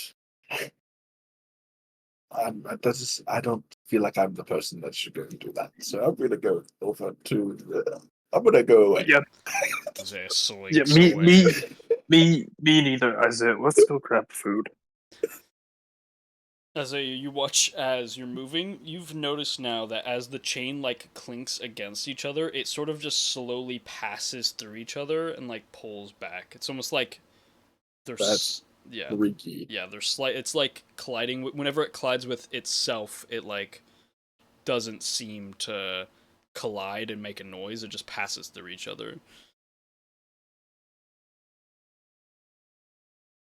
That's some fourth dimension shit. Is there anything anyone else would like to do? Rob's just gonna go to her, like room. Okay. Rov goes to her room. Anyone else? I think I'm gonna start reading some of Isaiah's book. Okay. I think that's sick. It's lands. You could tell like Fel was like maybe like a chapter or two already in to your political drama. It's gas. They're all gas. It's gas. Yeah, Makes book my talk shit. is really it's really going rampant about it right now. It's really kicking off. For sure. He's on book talk for sure. Book talk. There's like maybe like 1,000 likes each video for the same people. Niche writer. Assuming Guys, everyone I else- just found this niche writer on. Guys, let me tell you about my favorite. Cosplay mode, damn it. Let me, guys, I really want to tell you guys about my favorite writer right now, Isaiah Stormfire. Now, I know... Super niche, man. I know that not a lot of people have read his works recently, and there's only, like, probably a few hundred copies of this book out. But this is probably some of the best political drama writing I have seen in a while. And I really think it takes inspiration from just, like, some of the greats out there, like, Zimbabwe, who is, you know, a very famous adventurer, who's, yeah, or other writers such as, like, Kalinsky. One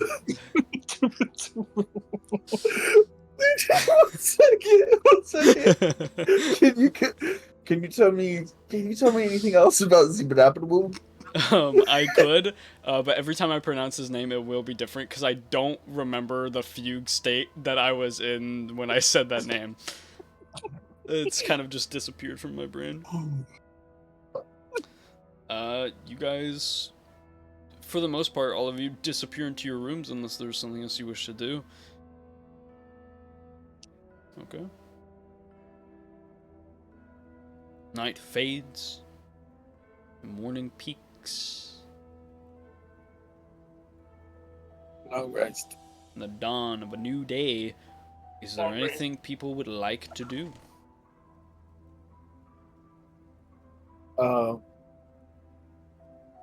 Do you mind if we retcon a little bit?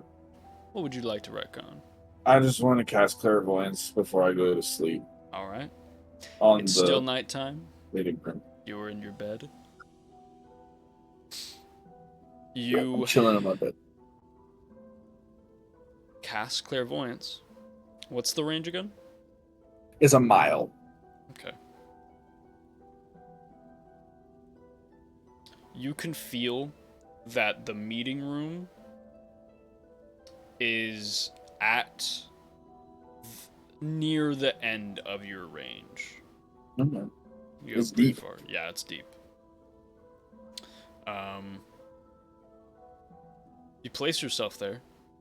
Do you hear or do you see first? I want to see first just to look if there's anyone in the room. As you appear into the room, you look around, and the cavern to your right, where you came into the meeting room, is completely unlit now. It's completely dark. And you look to your left, and all the light in this beautiful room has been snuffed, and it's sort of just eerily quiet and eerily still visually as you look at the dark room. No one's here. Alright, I'll switch to listening for just a second. It's calm. It's quiet. You can hear the faint sound of a fire. The faint sound of a fire. Mm-hmm. But there's no light. No. Huh. Alright. Well, if I can't see anything from where I cast it or hear anything other than the fire, I'll probably just let it fade out. Okay. Damn. Thought I was going to get some real juicy material there. Sort of fall asleep to the white noise that is the fire as your clairvoyance fades out, and you're just sort of. Hell yeah. I would totally do that. Use That your is clairvoyance. super- I mean, it's already up. Might as well just fall asleep to the calm noise. Iron, we have reached the water wheel. You saw Deldrak there. He looked disheveled. Said that he's glad that you all made it home safe. And went to his room. Everyone slinked off to theirs. Is there anything you would like to do before the night is up? Iron's probably pretty overwhelmed with all the information throughout the day, so I think he's gonna take some alone time to himself. Alright. The night settles. Everyone falls asleep.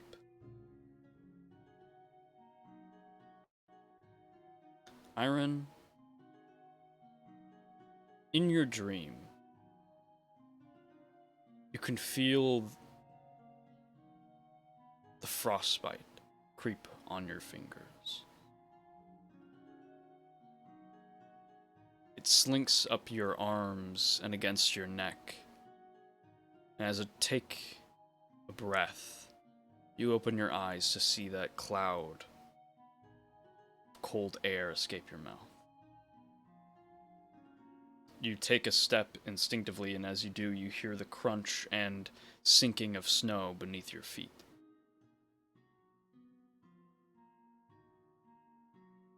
You look around. It's just snowy hills, a few fir trees, evergreens that are coated in snow.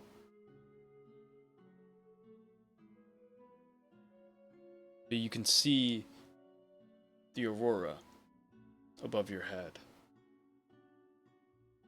It's not purple or green or blue.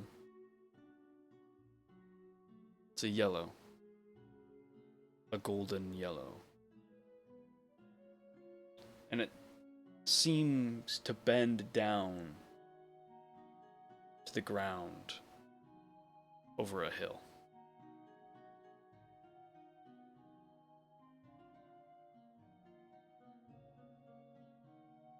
Iron, he's not like panicking, but he's definitely very antsy. He's looking around a lot, but he watches where the light goes, and he almost begins to follow it a little bit, like it's pulling him towards it. As you follow it, you see it weave and bend as it moves across the sky. And as you take another step to follow it, not exactly toward the bend, your foot falls past the snow. And as you do, a wave of snow collapses with it. Any step outside of the path of the aurora leads to abyss.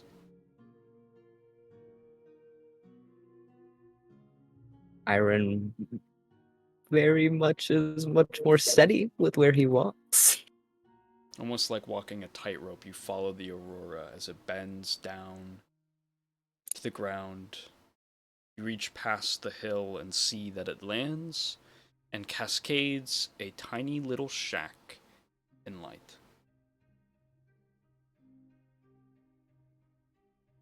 He goes up towards it.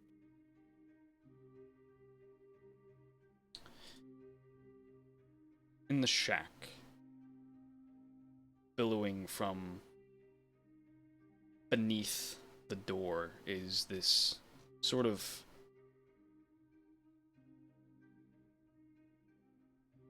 deep red that flickers underneath the door.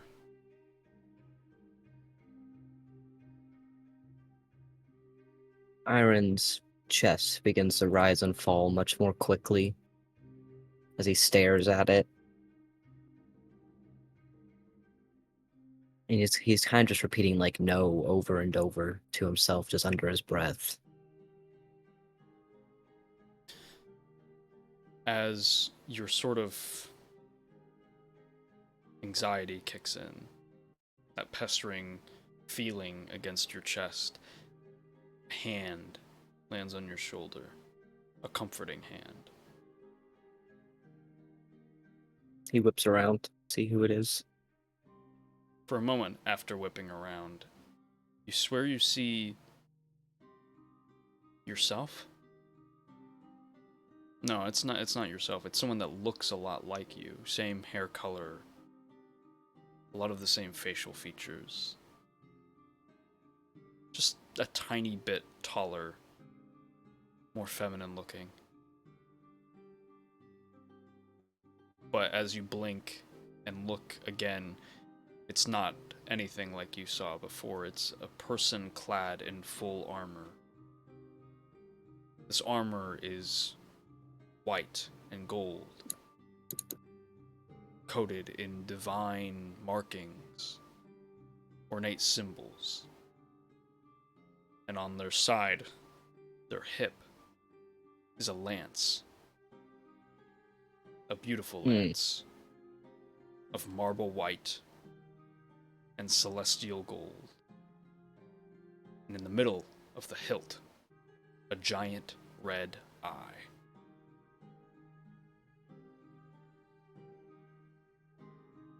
Who are you?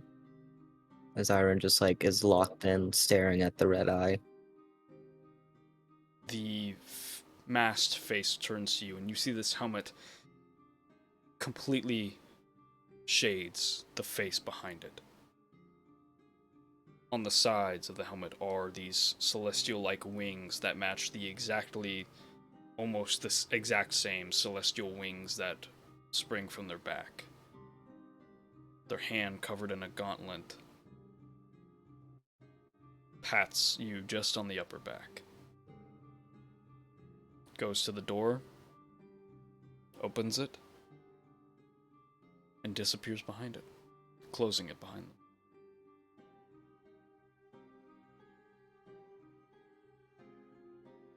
It's almost like as if he's not really thinking, but he goes to open the door to follow the figure. It's locked.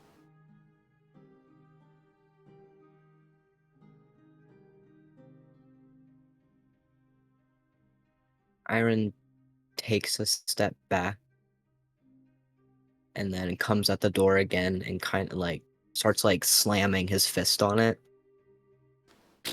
and jiggling the doorknob more and more.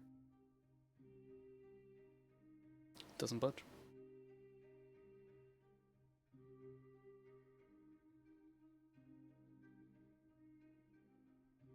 Iron decides and he's going to turn back around.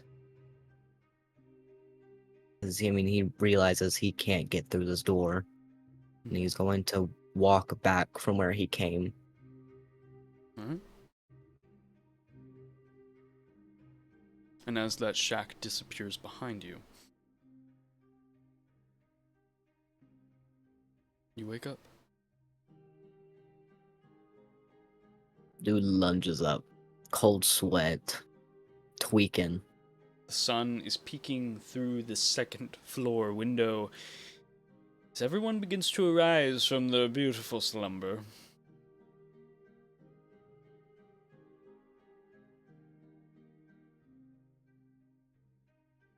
Good morning.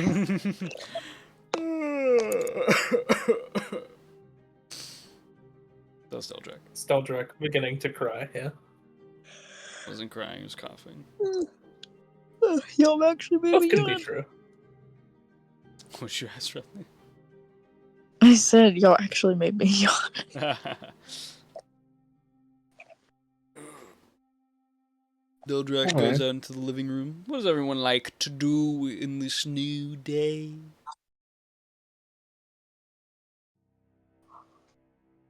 I don't know. Are we going to find a way to increase the standing of your house? Well, is that what we're trying to figure out today?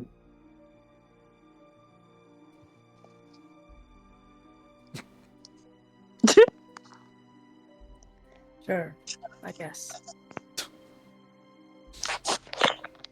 Right, or is there something else that you would like to do, or...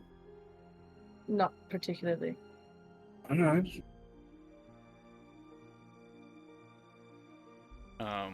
Listen, guys, I can just sit inside and write my book. See Deldrak approaches the kitchen and opens up a cabinet that you guys haven't really stocked any of the shit in here with much. There's maybe like a cabinet that has spare plates and stuff like that, and pulls out a glass, and he pulls out a bottle of something. Date. You woke up 30 Day minutes drinking, ago. man. You woke up like More day 2 seconds drinking, ago. man. Pulls out a drink.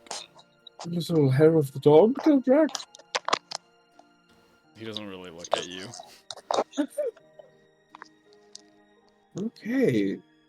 Wow, the energy in the studio today. Can I also grab a glass and drink with my my dear old dad? Yeah. As you go to pull out a glass, he places the alcohol back in the spot that it was, and just completely passes you and Damn! walks away. He's going No through dad, it. no dad-daughter time. No bonding time. Bro, Robin was lean up on the counter like a cool guy. No, guy. no. Okay. You know what? Actually, not only I'm gonna pour a glass, and I'm gonna go out to like the front porch, Okay. pull out my pipe with the glass. Pipe one hand, glass the other. Yeah. Yeah. Alright. Rob's on the porch, drinking. Isaiah is sitting down somewhere, writing a book. Hmm.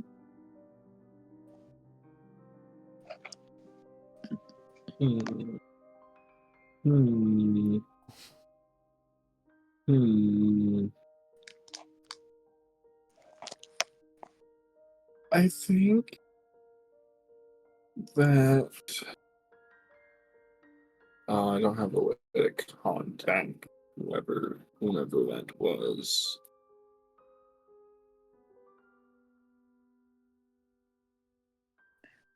I was just having some thoughts about very important things, but yes, he'll be writing his book for the meantime. Okay. No way to contact you with that was. I wanted to see if I could get back in contact with Izarith, but I don't know if there's a way for me to Yeah, I do mean, you that. could just head to the estate if you really wanted. That sounds like a bad idea. I don't know. Depends on if you take the long way around. I probably would this time. But for now, I'm ready. Okay. Iron? Anything you would like to do?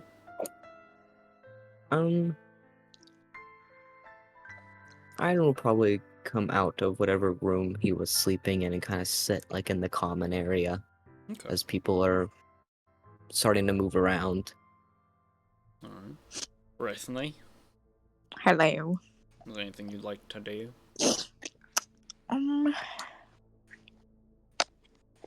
I thought about it.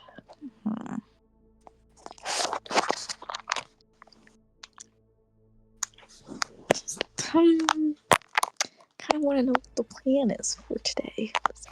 So Rennie's just gonna be sitting around like. Alright. Okay. Seems the plan for today is no plan. Sitting around, lounging around. Well, hold on.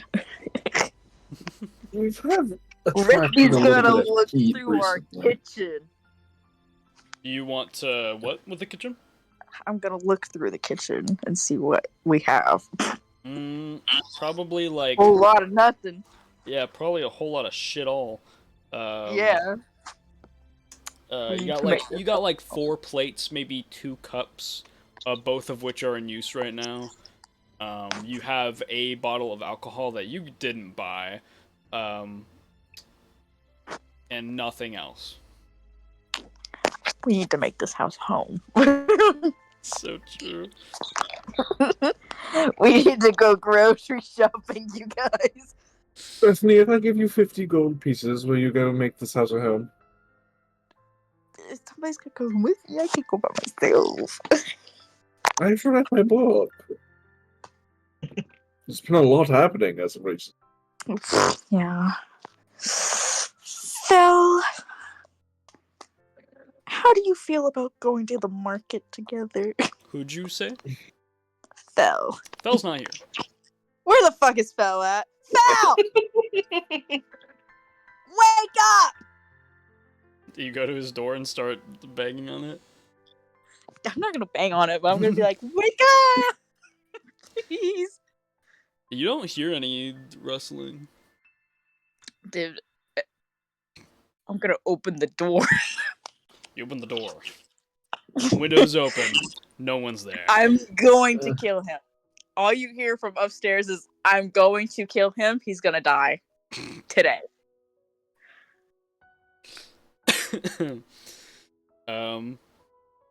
Fell. Might as well get your third character out, Austin. He's dead. Oh, true. Fell.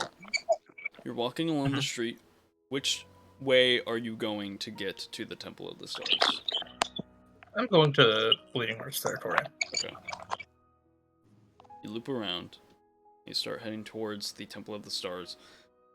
What are you aiming to accomplish here? Part of me just wants to go to the docks and kind of just like reminisce on a lot, but as I get there, I just start listening to the conversations that people are having. Okay. And just trying to pick up anything I can find on the way there for information-wise. Go ahead and give me a perception check. Perception. I don't have advantage to these anymore. You wouldn't have advantage on it anyways, don't worry. Not fair. It is 13 plus 3 for a 16. 16. From what you're hearing, a bunch of protesters have come to the docks to talk to people about workers' rights and forming unions and demanding better treatment and demanding that they seize the means of production. As they should. Talking about how they should hold out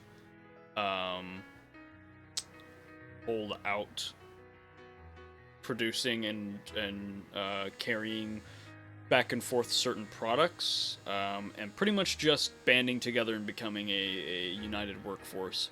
And the general consensus is in the Bleeding Hearts territory that no one's fucking doing that.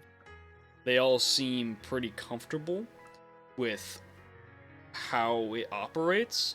Their only frustrations are the tumultuous back and forth between the Eternalites and Bleeding Hearts, and there being people that are caught in the crossfire. But a lot of people have a decent amount of loyalty to the Bleeding Hearts for how much they upped, sort of how much they got paid in the first place for this dock work, and they're not too concerned with their everything going on in there. But also, I'd like to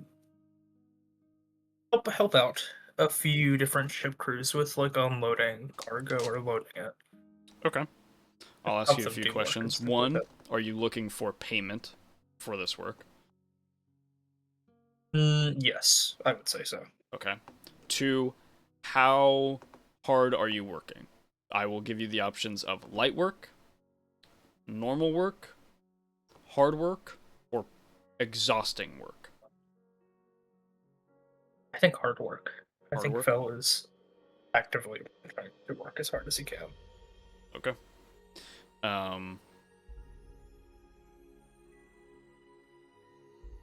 Over the course of the day, you'll be working here until probably like close to when the sky starts turning orangish and purplish. You will make probably about 75 gold. Okay. And go ahead and give me just a general we'll do Constitution check. Yeah. Make it a saving throw. I don't know if that helps you. In a saving throw. Wait, look. I don't think it helps me now. That's fine. Either way, then it doesn't matter.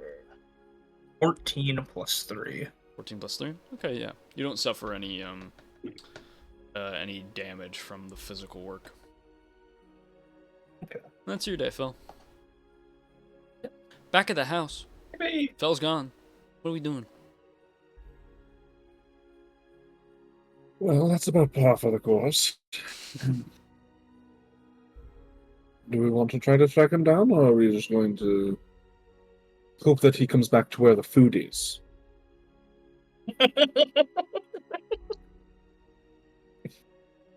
Like a stray fucking cat, man. If he shows Oh, up, Rob I'm is gonna be smoking. pissed. And drinking. There's not really much I could do in terms of helping find him. He just always leaves without telling us. I mean, he'll I feel come like back. I feel like a mother that he'd never had. Damn. Cut his ass.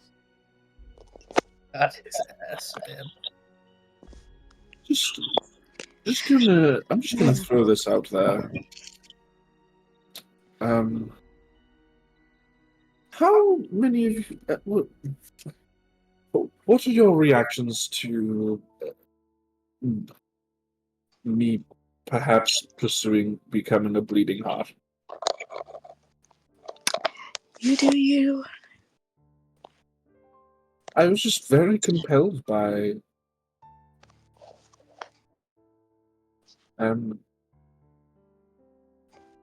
that speech. It was explained to me what the bleeding hearts were and what they stood for, and I felt like I fit perfectly into that mold.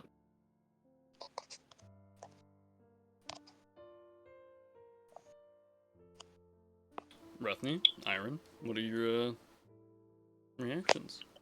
I just don't want anyone to think less of me.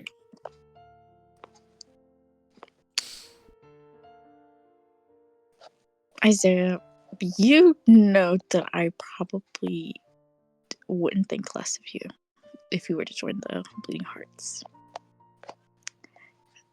If you were to do anything stupid while you join the Bleeding Hearts. Okay. Not really my reputation. So you say. So I do. I mean, at the end of the day, it's your choice. I'm not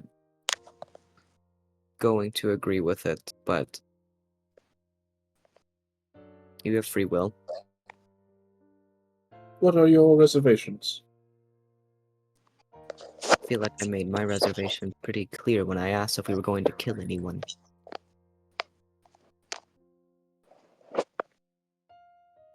Yeah. But again, you have free will. I don't think doing those things are right or okay.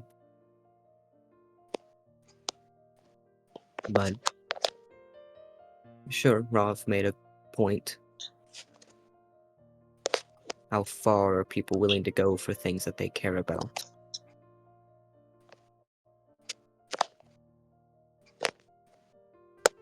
I'm willing to go pretty far. How far? And there's kind of a very, like, not cold look behind it, but we're just tired. And he's just, like, looking at Isaiah. I held a young man at knife point once, if you'll believe it or not. Why did you do that? I believed he had killed someone I cared deeply about. Did he? You know, I never really figured that out. Are you still angry with him? Do you hold resentment? No. If you saw him, would you kill him? If I saw him, he might kill me.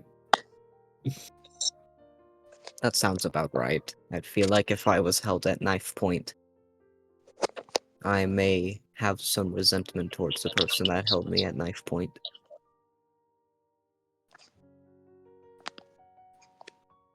See, does that sound like a bleeding heart already? You'll fit right in, Isaiah. Thank you. I was kind of trying to be a little bit sarcastic, but I you're know what you were welcome. trying to do. Okay. Jesus. Rufina, do you have any opinion? You probably know them more. Are y'all outside with me, or are you talking in the house? I'll bring you into this conversation. Open the door and drag. I'll open the door and I will yell at you.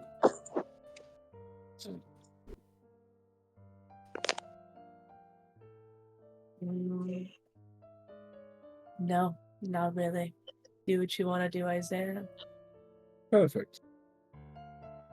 Alright, I think the next time that we meet with some of the bleeding hearts, I might pursue that.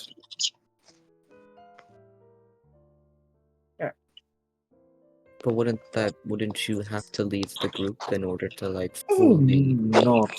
I would imagine that that would be part of my little deal.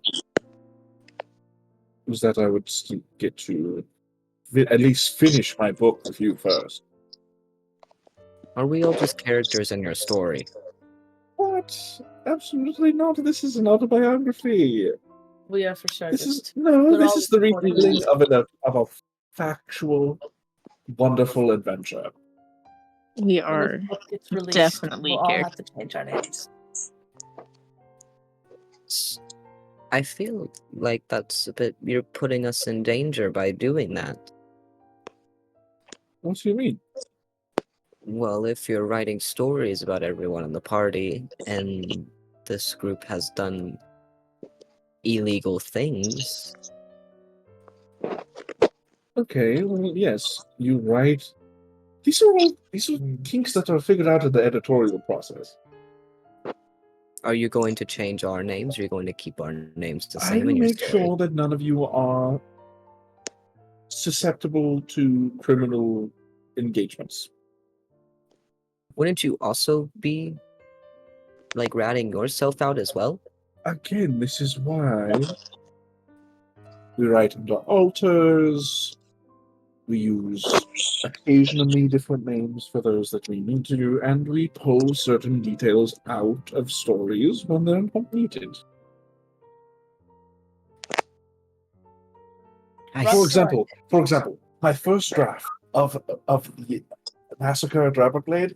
Oh my goodness, a horrific beast that we chased off into the sunset. The audience will have no idea that it was fell.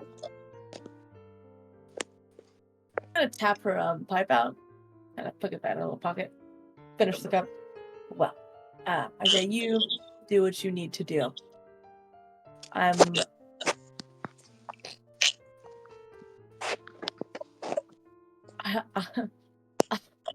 I'll be back later. I'm just gonna walk off Where are you going?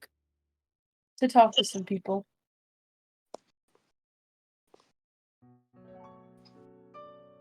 Alrighty. That's not ominous at all. Talk to some people about some things.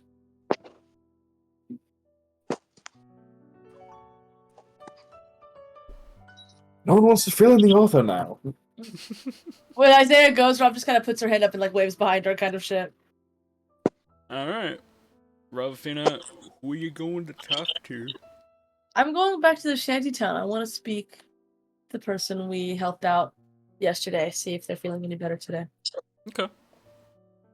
I assume it wouldn't be like I'm amazing, but just wanted to see. Yeah, if yeah. things are You go getting back better. to the shanty town, and you're talking about the sick person, right? Yeah. You bought groceries to them and everything. As you get back, they're looking a bit better, a bit healthier.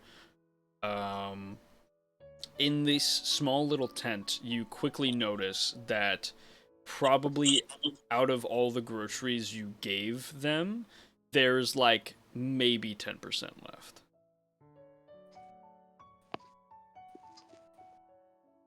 Big on sharing. A lot of people needed them. I'm not upset. I realize sometimes my tone conveys that.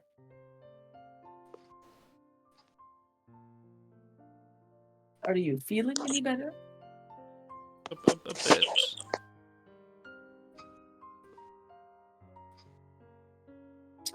I can probably go out and buy more groceries if you'd like. You can give them back out how you feel. You don't have to do that. It's okay. We're like getting by. I've heard spirits are being rallied and rising.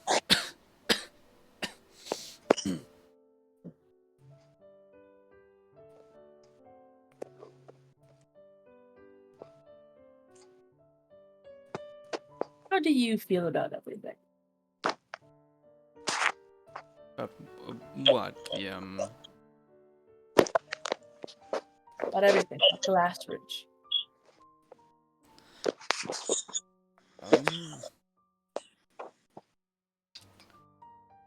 Glassridge has been my home ever since I was a little girl.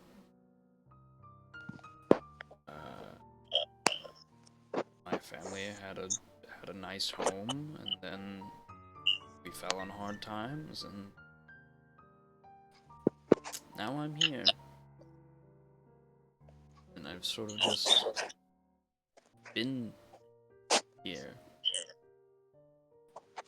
In this exact spot and position for quite a while. See.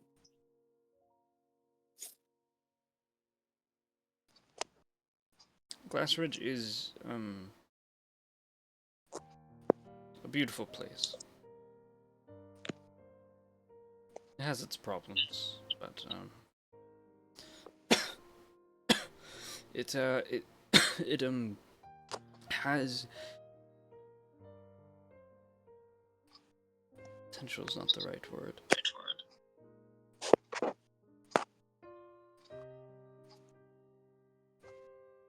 It is the way it is. It is what it is. Some people are just unlucky in life. And she feigns a very weak smile.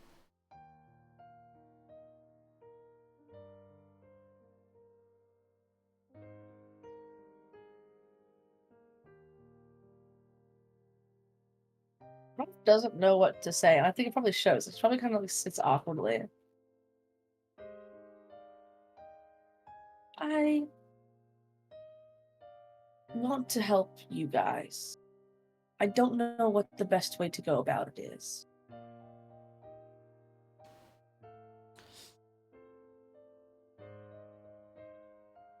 You have to change people before you can change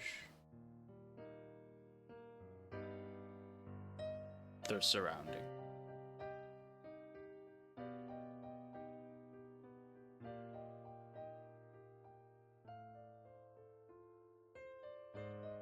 Right. But,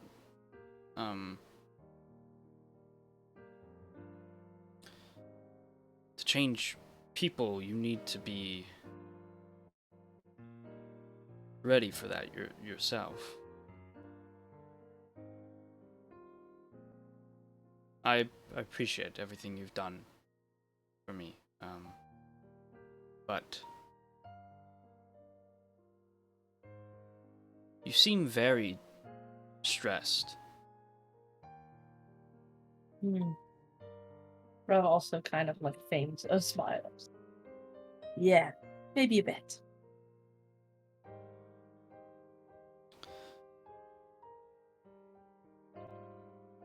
I think you should fix that first.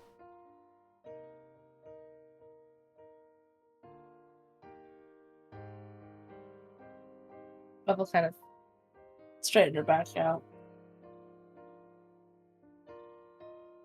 Not really sure how to do that yet, but I'll work on it. It takes time, Yes. but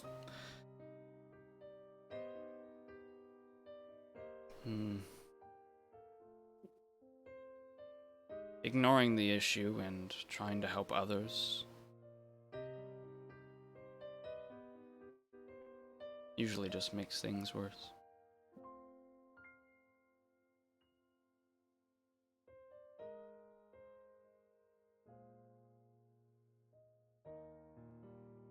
Maybe it will. I have some more house calls to make. I want to check in on some of the other people we helped with wounds and such. Alright, well, be safe. I'd like to stop by every so often, though. If that's okay with you. It's fine with me. You might want to do it when there's, less people around, though. Maybe next time I'll take the armor and stuff off. You are very recognizable, Miss Leodon. Unfortunately so. Bravo kind of like gives like a small little wave before exiting out again. And still, like she said, she wants to go check on the other people that her and Rusty helped. Alright. For the most part, they are fine. They're healed. They seem to be just doing a lot of stuff around the shanty towns, like trying to clean up the area a bit or work on some buildings. They're mending holes in house walls with whatever loose wood they find, or, you know, even cardboard or parchment. She'll offer help, like whenever she can, kind of thing. Mm-hmm. But I would assume that there's probably quite a few people who would be like, I appreciate that you helped me last time, but I don't really need your help. There's a few people that let you help. You do a couple of just like patchworks where you're hammering in a canvas into a building to cover the big hole in the back that it leads straight into what would have been the bedrooms, but they moved the beds into the living room so that they didn't freeze to death at night.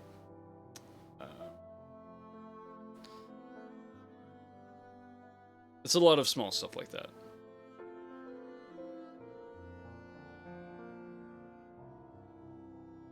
The shepherd again, after checking in on the people that she helped, if she sees the other random people doing small things, she'll offer, but she eventually just, once she's checked on everyone, when she feels satisfied, she'll head out.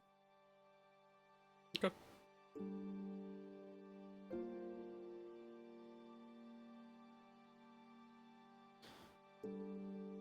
Is there anywhere else you'd like to go after you finish? I don't think so, because I think a part of Rob wants to try and get in contact with the Blue Rollers again. She doesn't really know how to do that. So I gotta sit on that a bit. It's hard because they are just a ship that rolls through the seas. You could maybe try to give a message to ships that are going out to sea, and if they see the Blue Rollers, to give it to them. But if a ship sees the Blue Rollers, then usually they get pirated. They're not usually hanging out, They yeah. get pirated. It's difficult, yeah, because they could be literally anywhere in all of the seas of Concordis. Yeah. So, Probably won't today. She probably won't think about it. Your other best bet is to talk to Elwyn and get a message scroll. Mm-hmm. Yeah, I think Rob will she'll probably take the long way home this time, just real slow walking through the streets. Okay. Kind of like a cool guy. Mm-hmm. The other guys on the water wheel, anything you want to do?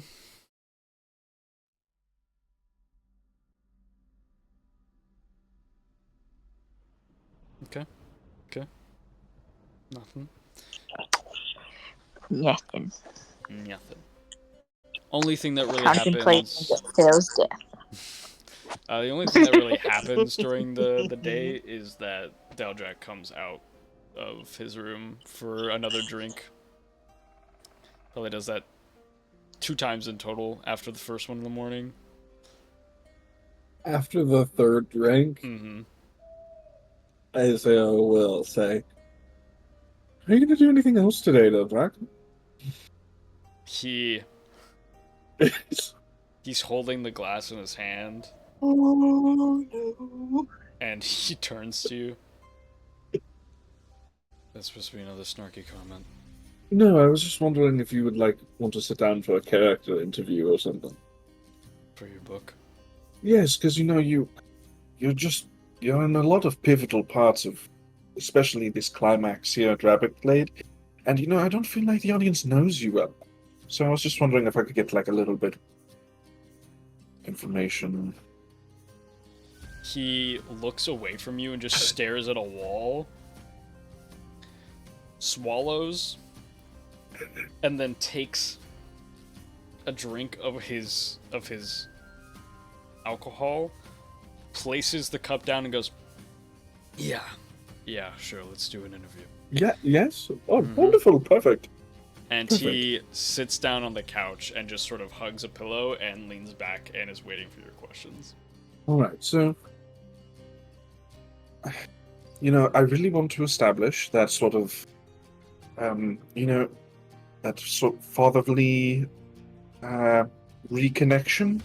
So, specifically, could you recall one of your happier memories with Ravafina? Well, probably when she has continually put her life in danger without any respect or concern for the people around her, and how that affects people trying to help her. And this is a happy memory? Yep. Okay. Interesting. It's a very interesting... You're a very unique man, Deldrak. I'm sure.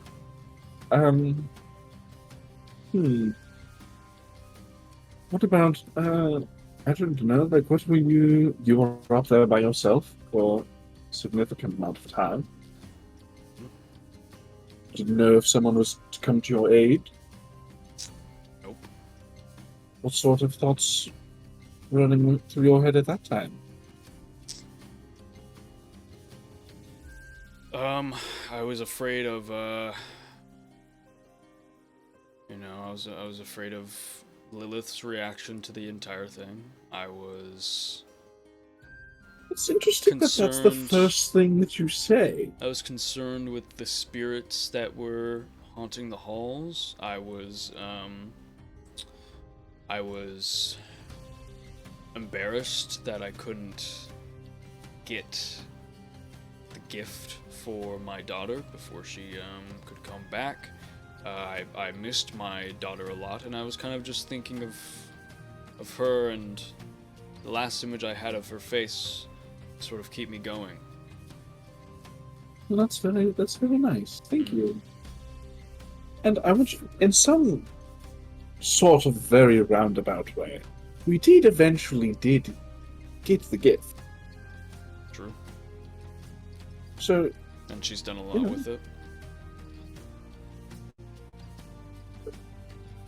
I think that this is definitely more of a long-term investment. I don't know if we're going to see a lot of short-term benefit. All right. Thank you. Anything else that I can think of?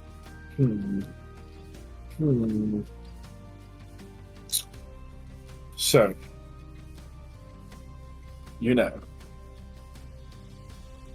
Robin fell at that little thing a long time ago. And so I'm just wondering, from a fatherly perspective, what your opinion of Fell is?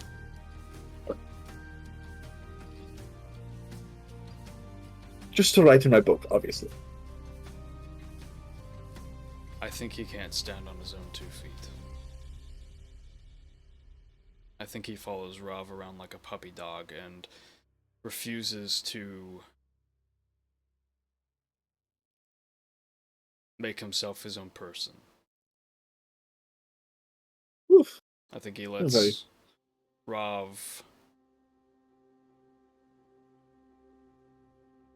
dictate what he does for his goals in life.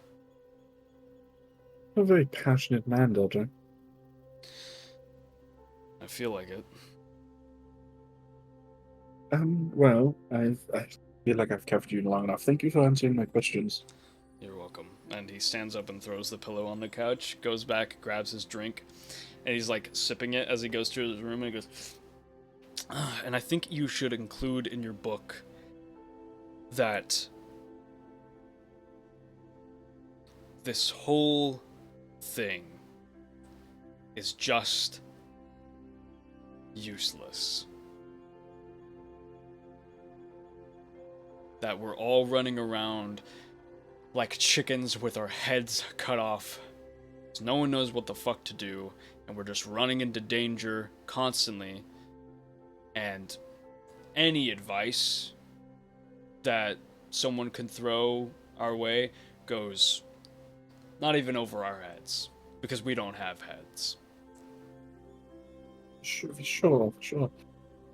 Don't exactly feel like you're talking to me in that moment, but I will definitely write it down. I didn't intend for this to be a tragedy, but I suppose I could rewrite it. It's a fucking tragedy. And he goes to his room.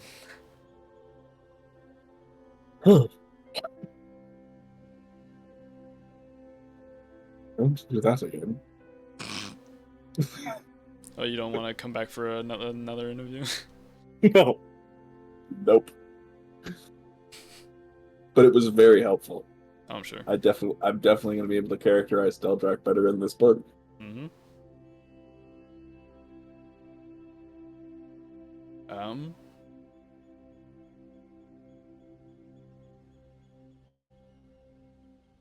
At this point, as you know, orange sky begins to coat this day. Everyone begins to return home, whoever was out of the house. So, Val, Ravafina. Not at the same time, but eventually you're both at home as well. Anything else anyone would like to do before this day is over?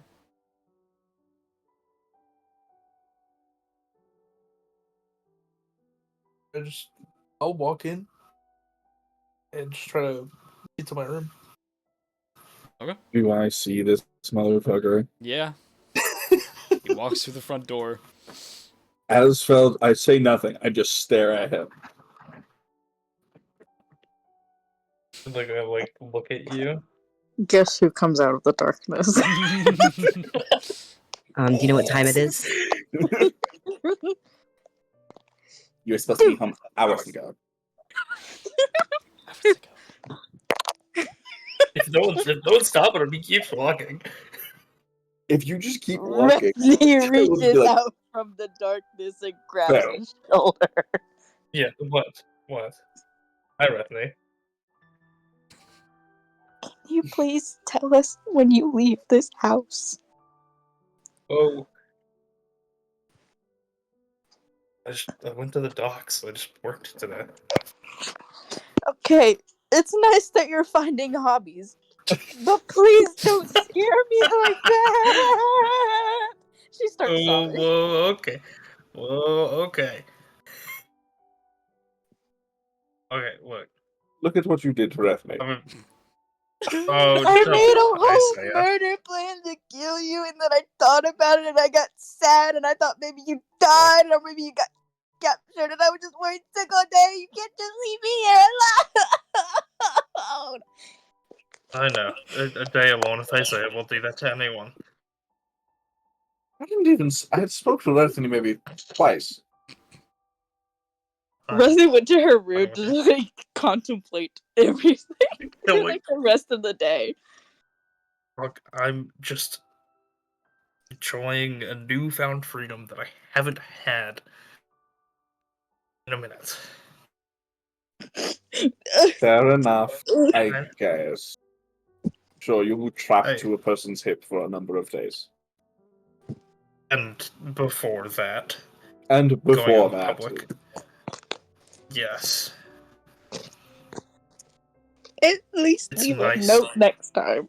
Jesus. I will write a note specifically for you, Rathne. Could you, if you are to leave a note, make sure that it is quite detailed? Again, when characters just leave the scene. Do you want me to go over my day for your book? What do you want? I mean, you said that you I just feel work, it would be right? So It would just I be can put that dreadfully together. boring. I went down to the docks, and I worked. That's it. great. I work like a dog day and night. Night. Drinking apart from you, never wanna. No coffee And- that you don't want to touch. And if I don't have something to do tomorrow, then I'm probably just gonna go back. All right. I think I might join the Bleeding Hearts, Fel. Whoa. Okay. So there's a leap. I'm gonna go work at the docks. I'm gonna go join a gang. Yeah, we decided this sometime earlier. I didn't decide on anything. Again, both times I said I've been Okay. thinking about it. Well, every Okay, time you say you're let's- gonna think about something, it kind of happens. Well, oftentimes I think very hard and come to the conclusion that yes, I was right about thinking about it all that time. Let's go over your reasoning. Oh, I'm an artist, and I agree Uh-huh. with what they stand for. What do they stand for? For I wrote it down in my own words here. 1 moment. Oh, okay. Flips through the little book. They are invested in the fullness of life and are to settle the score on wealth inequality. You know, At least that's what I working at thought. the docks today. Not doing too hot in the wealth inequality. Well, A yes, lot of them. the pursuing. The And how pursuing that. long? Okay. I could help. Fair. In what ways are you planning to help? Oh, I don't know. Are you planning on doing performances? No, I mean yes. Book readings? Yes, absolutely yes, but not in any way that would assist them. That would be purely for selfish reasons. Okay. I understand the motive, It was. but Correct me if I'm wrong, don't but are think- you not all wanted war criminals? Like, no, I'm not. Look, man, I'm not judging you. I don't give a fuck. fair. You want to go join a gang? Go join a gang. I just want to understand your reasoning for my book that I'm totally writing. Sure. Fair. You Yeah. didn't tell me you would. Oh, I'm not. This is your first. This is your first attempt. No, but look, you spend enough time on a ship, you figure out other things to do. Well, if you never ever need any assistance, I'm writing. Oh yes, I'd love an editor. Perfect. That's exactly what I was thinking. Alright. So what's the joint venture of this gonna look like? In any case, yes, leave the note so that Bethany doesn't sub. So true. Understood. Ravafina enters. Hello, Rolf. Hello, Isaiah. You have a productive day. Something like that. Did you I- have your conversation with those people? Yes. It's such a weird wording of Because he Well, was. Well, that's exactly That's what Rob did Rob say. said. Rob Did said say- they were going to have conversations with people. I'm Yeah, so yeah, confused. but I'm gonna But go you know talk. what? To be fair, I wasn't here. So, I had a very productive day. I talked to your father. Hmm. oh, He had some very interesting things to say.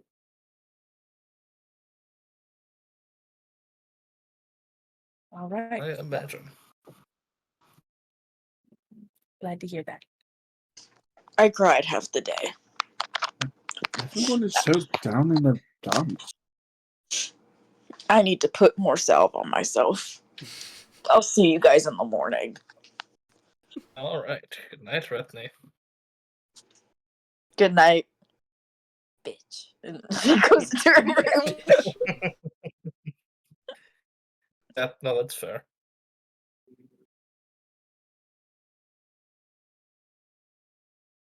I thought Drake just Yeah, Yeah, left. great. Good night. Takes her head. Night, I love you all. bitch. Mutes and then leaves. Is anyone else doing anything before they go to bed? Okay. Isaiah feels as if his games are not wanted, So true. and so you shall not play them. And so he shall not play them. Everyone gets in their rest once again. Iron, you have another dream. Oh, ew. You're right Somebody's trying to talk to you, man. I don't want them to talk to me. You're right outside the shack. Okay. You can see that red light again under the door. Iron this time, instead of just going and like just trying to open the door, he's just gonna start like kicking it down. Okay.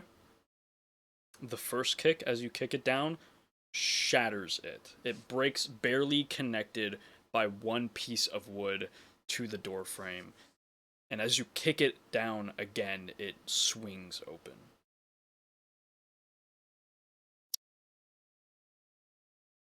He, for a moment, just like huffing and puffing. I mean, what do you like? What is seen when the doors are open or broken at this point? As soon as the door opens, you see in a very, it's just a shack, barely by a fire, this tall figure, clad in red armor, turns to you for a second. Blonde hair swings from their head. And for a moment, you're sort of reminded of Fell. But the look on this person's face is not anything close to Fell. And as they turn, you see that their hand is dragging across their forearm as blood erupts and begins to spring from their veins like tendrils. This energy, this magic being manifested from their blood. Iron like puts a hand out. Wait, please, and like just stares. Like his like there's like tears welling up in his eyes. They turn to you. Please tell me who you are. They step forward, and as shadow encases them, and then they step again once more into the firelight, they're completely different. They have dark hair, gray skin, red marks, and pitch black eyes. It looks like your mentor. You can't get me anymore.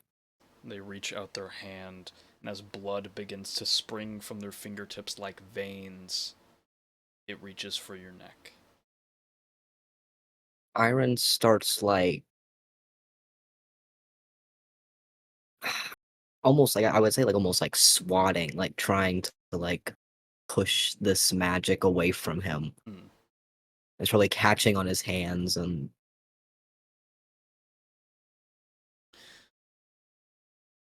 The magic begins to bend and weave. A couple of times your hand collides with it and it's sent backwards as it reels back and then slithers towards you through this space of air again. It keeps coming back for you. he's just like repeating, like getting louder, like you cannot hurt me, you can't get me anymore. You are not real, like just over and over and over again. As this almost vein like hand springs for your neck one more time, it barely grazes it. And you can feel all the heat in your body almost lurch forward to your throat where the hand is. Almost as if all your blood is pooling there. Almost like this figure is reaching for your blood. And then He kind of suddenly the hand goes limp and falls against your chest and slides down as it pools into just a normal pool of blood. And you look at your mentor. There's a lance in his chest. At the end of the lance is the armored figure. Iron, like he after feeling that heat on his throat, he like kind of puts his hands up like to almost to like shield and protect his throat as he stares at both of the figures. You said that the armored figure is wait, hold on. I'm trying to think of how they're positioned. At the pointed end is your Mhm. mentor stabbed, and on the end of the handle is the armored figure. So is he like behind my mentor or in front? Your mentor's pinned to the wall to your left, and to your Okay. right is the armored figure. Iron like moves up and tries to turn the armored figure around to look at him. Their body lurches to face yours, but you still can't see past the helmet. Iron is gonna reach to take it off. Okay. He like turns around and is like, "You will tell me who you are," and like goes to grab his helmet to take it off. You grab the helmet and you tug it off. And unfurling from the helmet is this dark black hair with strands of gold right at the bangs. This sort of like just these two strands of gold that frame their face. Their eyes are this sunset color, this orange and yellow, with star like pupils. Their eyebrows are large and unkempt and fall almost into a unibrow. Their skin is dark brown and their lips are absolutely untouched, soft, almost as if they've never had a chapped lip day in their life. Their nose God, I is wish. strong and prominent, and they're just gorgeous. And they look at you. Iron meets their eyes and is like looking at every feature on them, like as if he's like trying to pick apart his memory to see if there's anything he recognizes. Nothing. Please, please tell me who you are. And he's like he's like begging. Like his eyebrows are all furrowed and he's looking at them very intently. You and I, one and the same. There are thy shields chosen. There are those who seek to harm you, But who? who want to hurt you. He can't hurt me anymore. And he like points at his mentor. He can't do anything to me. He doesn't know that I'm alive. As the lance exits from your mentor's body, turns into ash. They will never stop. You must learn to defend yourself. You must find friends to defend you. I don't need anyone to defend me though. That's no. They place a hand on your shoulder and you feel that warmth again, that sort of almost like the person that looked like you touching your shoulder, and they look you in the eyes. There is strength in numbers. There is strength in family. There's no strength in family. I have none. Family is forged, made through fire and flame.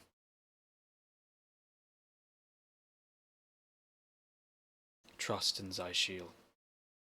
Trust in yourself. Fight for family. Fight for yourself, Iron.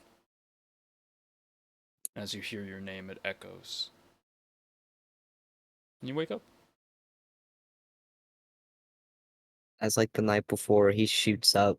There's like sweat covering him. He's like panting almost as he's like holding his throat and like his chest as he can like probably like he's like can almost feel that warmth still. Mhm. But he just like he just sits up and just stares at the walls as he's collecting what his dream was.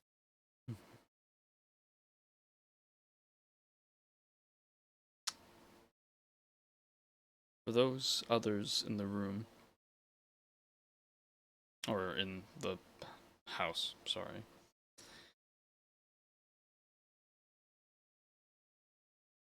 there is a plethora of visions you all see. Isaiah, you're in Concordis. You don't know where you are, but for some reason you know it's Concordis. You look around and there's people running, screaming, as ash rains in the sky. You feel a pull, and as you turn, you see the sands of fire in Solent. But you're not on Solent, you're on some form of platform, a mountain, maybe. But it calls to you, a ringing of your home. You feel a connection to the fire plane. You feel... It feels weirdly like Izarith.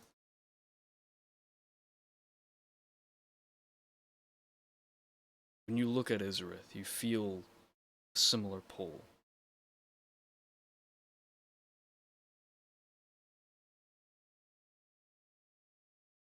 And that's your dream. Rethni,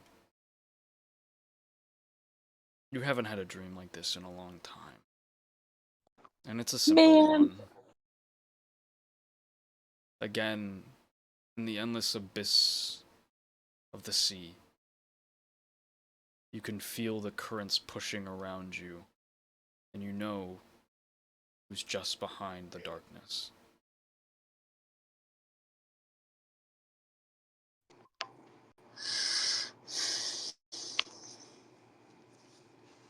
Why do you want me so bad? A simple eye opens in the night and stares at you.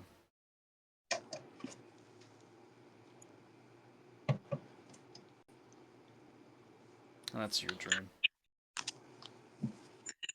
Fel, you have a simple dream.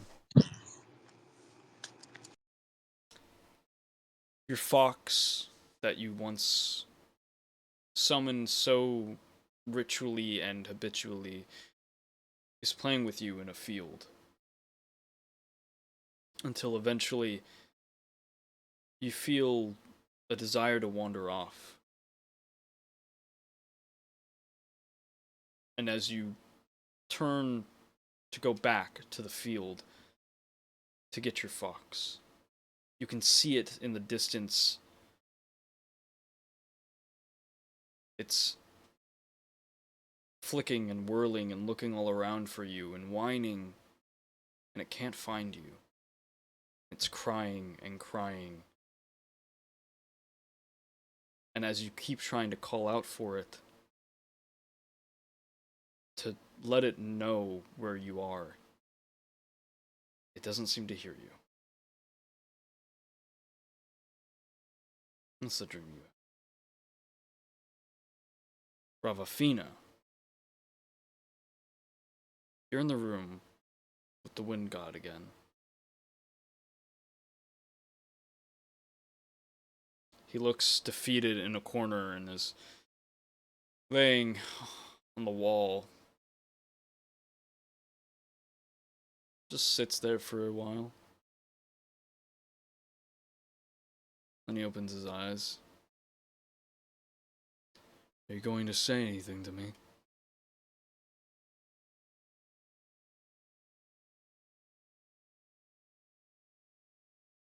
Just kind of shakes her head no.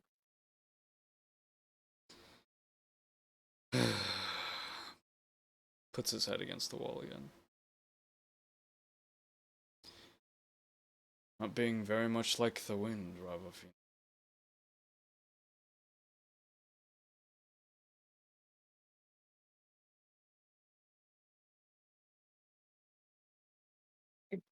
I don't know what to do. Do you even know what you want? No. Oh. Figure out that first, then.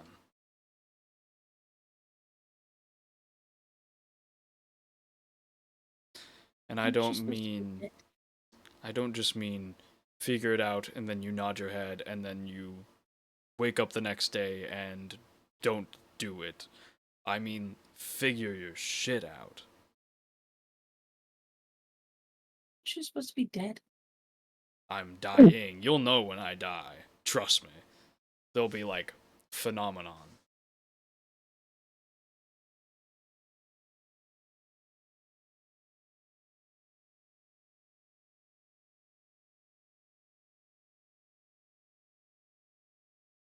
Nothing.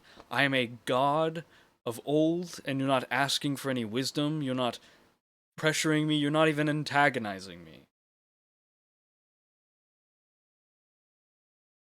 You have an archfey in your pocket. I do. I don't know what else to do. I know what my big goal is. All these small ones don't make sense to me anymore. Oh, Ow. I just... why did I give you my whip? So I'll figure it out. I'll get super cool again. Don't worry. I always do.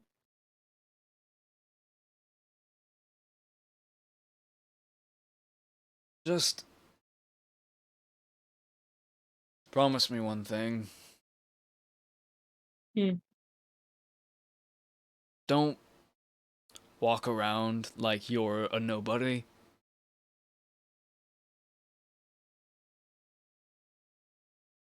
You have a legendary whip and badass armor Yeah, no one's and you have a wanting to fight noble anymore. household. Then look for a fight. No one wants to fight for what they want. No one knows what they want. Everyone's upset about everything all of the time. Is this what it's like hanging out with me? Yes! It's so draining. Yes! That was what it was like when I was trying to get you to hit me. Do you get it now? Do you understand where I was coming from? There's no more energy anymore.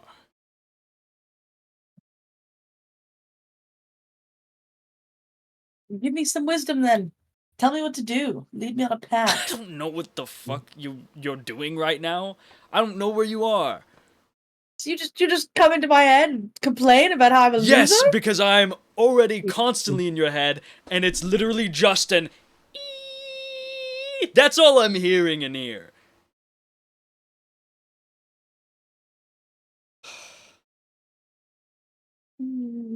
You're doing the one thing that is like not wind-like, and that's being boring. What are you gonna go do? I- There isn't anything cool to do right Kick now. ass! Take names! There's no one to kick ass with. There's plenty of people to kick. There's always someone's ass to kick.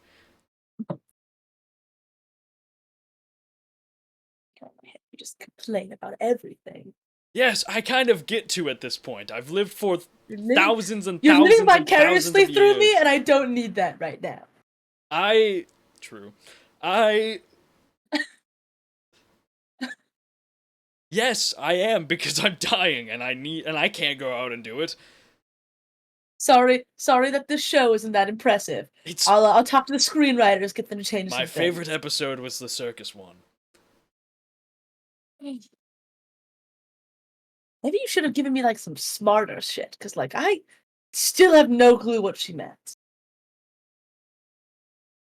Who, the fortune teller lady? Yeah. As Why didn't you give me any of that? Why didn't you say, hey, because I'm not the fucking teller of fortunes. aren't you the wind though? Isn't like the whole saying about how there's whispers on the winds or whatever? Shouldn't you also be hearing that bullshit? Yeah, here, let me think for a second. Yep, Oh, don't be a bitch about I it. can hear it now. Yep, I'm hearing it now. Someone's having sex with their wife and they're not enjoying it. That's a whisper in the wind. Someone's You know what? crying because they. I hope they you couldn't- I hope you like get reincarnated as some fucking normal ass bitch ass human. And I hope I'm still alive when you get reincarnated. I can beat you up personally. Bitch, I get reincarnated as the wind itself when I die. So I hope your soul gets trapped in some human's body and you're stuck there forever. not gonna happen unless someone comes up here and does it. You gonna come back? Maybe I'll kick you in You're- your ass. Do you know where Frankie is? Fuck no. I don't even know who this is. You know, actually, like every other god that I've interacted with has been somewhat like helpful in some way, Yeah. and you just exist to make me feel like I'm stupid. That's all you do. Good, because you are. Mortals are stupid. Mortals are dumb as shit. I fought I would've wars that ended a species. Okay, well, I don't have some fucking crazy sick ass powers. Yeah, you have my sick ass whip. Yeah, but I don't have like fucking golden blood or anything. I wasn't created from the fucking weave. Okay, I then. can't just fight a whole army on my own. Uh, I went against the Iron Brigade That's right a- now. that's- I'm getting my ass kicked. that's your problem. Get stronger. Make that your goal. Okay, and how do I do that? How do I do that? You have contacts with literally multiple people who are way stronger than you. And I'm sure if you asked, they'd just be like, yeah, man, sure. And do what? I don't know. What am I supposed to ask them for? I don't know how to talk to people. I spent my whole life running away from people. You think I know how Okay, to then run interact? away again. So, my fault. My fault. I'm just gonna leave Glass Ridge. Go to, I don't know, let's go to fucking Lowland where there's literally nothing happening Don't ever. go to We'll just Lowland. go kick That's random. even more boring. What do you go back to a Lowland? You're kind of missing the huge continent in the middle. What, you don't like Honorax? Oh, Honorax. Wow. So they're also they just no. You no, are it's nothing stupid. like that. It's nothing like that. It's just You know, Honorex. did you really want to take head of your house? You didn't even know When has Honorex Honorex- existed. I know Honorex exists. When Okay. have they ever been relevant though? Literally, they have not done anything. It has the High King in it. You're so right. Let Don't me you go. want to talk to the High King? You're gonna have Honorex. to go to Honorex anyways. Well, I gotta talk to hella high people. Okay, then do that. Oh my god. Talk You to the can't- Lord I of can't Solent. just- I can't just walk up to the door and say, "Hey, it's me. Trying to have a combo. Let's go have tea together." That's how that works. Fine. There's like a line. Not for cool people. Not if they're badass. Not if you show some fucking force. Ruv, look at you right now. Look at your hand. Look at your hand. Pull up your hand right now in front of you. Which one? I hold up both. You look at both. You're wearing. You have your sick ass gauntlets on still. You go to sleep in this armor, and you haven't used it once. That's some Literally, rank like- ass armor, bro. No, I take it off. He's in the morning, I literally watch it. calling your ass out, dude. Hey, I didn't speak on your dreams. Get out of here. Get out. The floating heads of your fault. party members. I fault Yeah. gangster. My fault, dog. My fault. Get You're some right. My fault. leverage. Take Glassridge by force. Beat some people up. Whoa. Beat some people up. Go to the Whoa. Lord of Solent and be like, I just fixed your fucking town. Give me an audience. Who the fuck am I supposed to beat up in Glassridge? I don't know. Anyone that opposes you. That's literally, I think it's only my mom. I can't Beat beat your up my mom mom. up. Beat your I mom can't up. beat up my mom. You don't have to I kill her. can't. Whoa. It's a very big jump. No, it's not. I'm not beating her up, and I'm definitely not killing her. Yeah, I said you don't have to kill her. Just beat her up. That's like illegal. Like that's Threaten not her even. then. There's Be like a like- whole be like- thing for that. Be like, invoke my fucking whip, fucking let it clatter to the ground with its 3 prongs or whatever, and just be like, hey mother, you're going to give me head of house, or I'm gonna whack your shit. And what the fuck am I supposed to do with head of house? The people Fucking hate me too. Well, actually, they don't hate Whatever It's you your mother, want! but You are now a noble of Glassridge. You can I do feel whatever like the fuck you you're- want. I feel like you're like enabling me to. I feel be like a you're bad overcomplicating everything. person. My fault. Wait, you know what? That's my bad. That's my bad. Let me just go into this town that is literally falling apart at the seams and just like beat the fuck up out of these like farmers and shit that suck ass. My mother who sucks. I'll Whoa, just I beat never up said everyone. speed up the farmers. That's too Yeah, far. no. I'll That's too just far. beat up everyone. That's too And then far. I'll go to the Lord of Soul and be like, hey, I just beat the fuck up out of everybody in Glassridge. Like I'm just that cool. I mean, that's kind of cool. And then you know what's gonna happen? The Iron Brigade, before I even make it out the fucking door, the Iron Brigade is gonna show up and they're gonna kick my ass. Because I don't know if you saw their captain. I'm not winning against her. She's crazy. I don't know who it is. She's really cool. Look, I think you actually really would probably like her. Probably. Maybe she should have my whip. Okay. Sorry, that was mean. So- that was. No, it was. Well- It was. I'm just. Rolled again. I'm just. You're not helping me by like shitting on my life. I'm That getting doesn't you make me riled want to up do because anything. you're just complacent, Ravafina. You're just doing shit and moping around. Exactly, Okay. that's you. That Okay, is you. okay. You're walking around being like, I don't know what to do. I don't know what to do. Figure it out. You?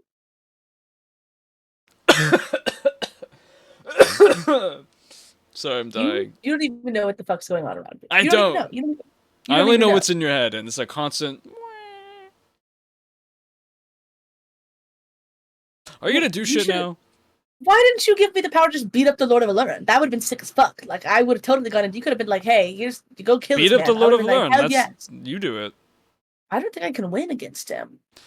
I don't know who he is, so probably not. Well, he's trying to get these fucking stones and I don't know. It probably has something to do with your weird past shit on the walls. The stones, the ones that power up the Daemon's old. Yeah, those ones. Oh, you're fucked. Okay. Yeah. Yeah. Yeah. Well, don't let him find that shit. Well, That's probably that's goal the number issue one. is that one of them is working, but Frankie, the little demon little Kalishtar bunny guy that was just in your tub for just a bit, the little demon freak that was attached to him, No, I don't. has it now. Okay, well. So here's the thing: the stones aren't the problem here. They're powerful, but they're just like storing energy. Right. The thing that they power up, the thing that they are used for, that's the Don't let him find that. I'm gonna be 100%. Most of my memory of hanging out with him was wiped for a solid few months, I think. He probably already fucking has it. If he's looking for the stones now, if he has I would assume. Well, you don't have to use the stones to power it. You can use people.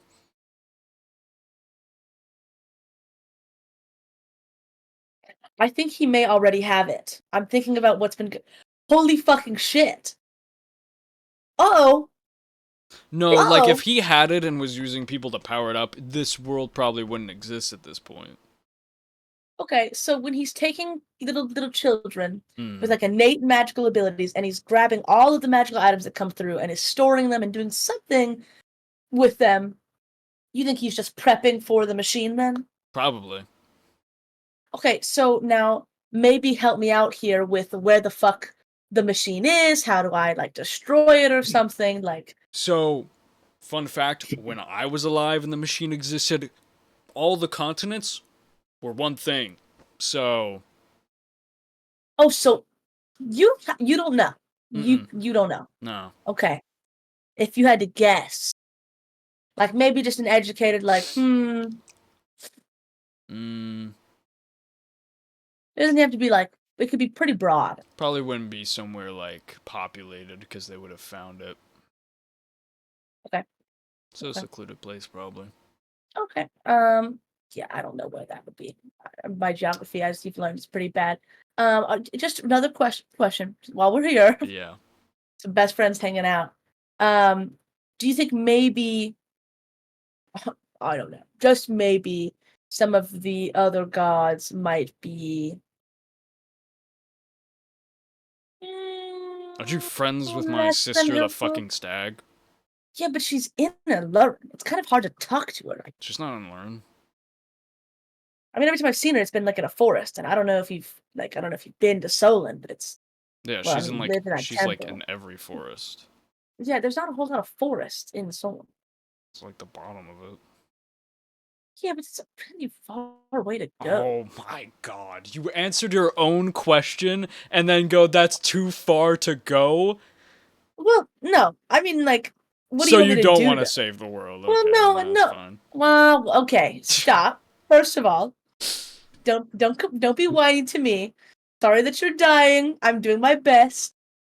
This is my first playthrough of this, So I go to the forest and I go, hey, girly, it's Rav, your friend. Question: do you happen to know where the machine that will just destroy the world is? And when I bat my eyes, she goes, "Oh yeah, let me assist you." She probably wouldn't know, but she might be able to find it because she's in every forest, and she can eliminate probably all the forests. Right. So then, how do I have you considered about maybe warning the big boys about his plan? Well, now that I know that it's for a machine that destroys the world, I can probably... That might be a little bit more of a promotion, because I thought he's just getting a bunch of power to possibly destroy the world. But now that I know he's getting power... I don't know what he's going to do with it. You can do literally anything with it. You can make yourself a god with it. Yeah. And it can be powered by sacrifice or by these stupid stones, which I think I've ran into 3 of them, but I think only 1 has worked. Yeah, it takes the others blow up. I mean, it takes 20 of those things at least to really. Yeah, there's been a star and shit burnt into the caves and all that kind of stuff. Yeah, it's the law of equivalent exchange. It's just whatever you put in the machine gets output to whatever's in the middle. So if I find this machine, can it be physically destroyed? It's a pretty big structure. It's like a big pyramid ring thing. So, like, if you had a lot of time, I guess. Okay. Okay. So how about this? This sounds like a Mhm. problem that requires a lot of people working to stop this guy. Have you considered, I don't know, bringing this up to the High King and being like, "Hey, one of your political figures is trying to either assassinate you or become Well- god." Okay, so the issue with that is that if you were to come up and say, "Hey, mean old god, like I'm letting you know you're screwed if you don't handle this," they'd probably go, "Oh shit, we need to handle this."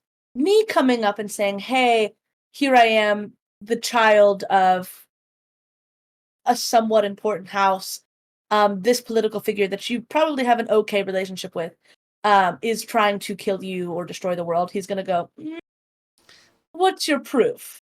See, And I don't really have proof. That's when you go like, "Hey, Lord of Solend," and then you convince Lord of Solend to back you, and then you go, "Hey, Right. other lords." How do I convince him to back me, though, is the big issue. Because I'm going to say this, and he's probably going to go, "Where's your proof?" I have no physical proof. Other than saying, "Oh, read, like, you can access my brain, get my memories, it's all yours." And I just don't see him wanting to do that. Think on it. I'm sure you'll figure it out. You suck. Like, you're the worst secondary conscience I've ever had. And you're the only one. I thought we had each other's backs. I thought we'd bonded, and I feel like right now You you know, complain at me if I'm being gonna be boring. honest, it feels like on my side I keep throwing things at you, and you're asking like, "Hey, where are the solutions? Where are the solutions?" And I'm going, "Here you go, here you go, here you go," and you're catching them and going, "No," and tossing them behind your back. Well, no, I heard your solution. I just told you, like, okay, I'll do this, but the issue is that they're not going to believe me. Then That's what's find happened proof. every other time. You spent time in Alurin, I guess. I'm assuming, considering you know how. How did you find out he was doing this? Wow. Okay. Well, Yeah. it was kind I of think- not a great way to go about it. When I think about it, I recognize that those decisions were not the best decisions. But I guess they ultimately maybe I could. I mean, Elwyn has this little thing. Maybe I could get him to see if we could message Haitian. But Haitian might have proof. He's over there now. But then the issue is getting him over to Solent. Amazing. Sounds like you have a plan. You can wake up now. Bye-bye. He waves. And then he coughs, and then everyone else as having you, like, nightmares. yeah, you just like are shunted awake as he coughs. I wake up. I grab the side of my head. Voice gives me a headache. And that's where we're in the session. Yippee! Nice. Nice. Dude. That shit was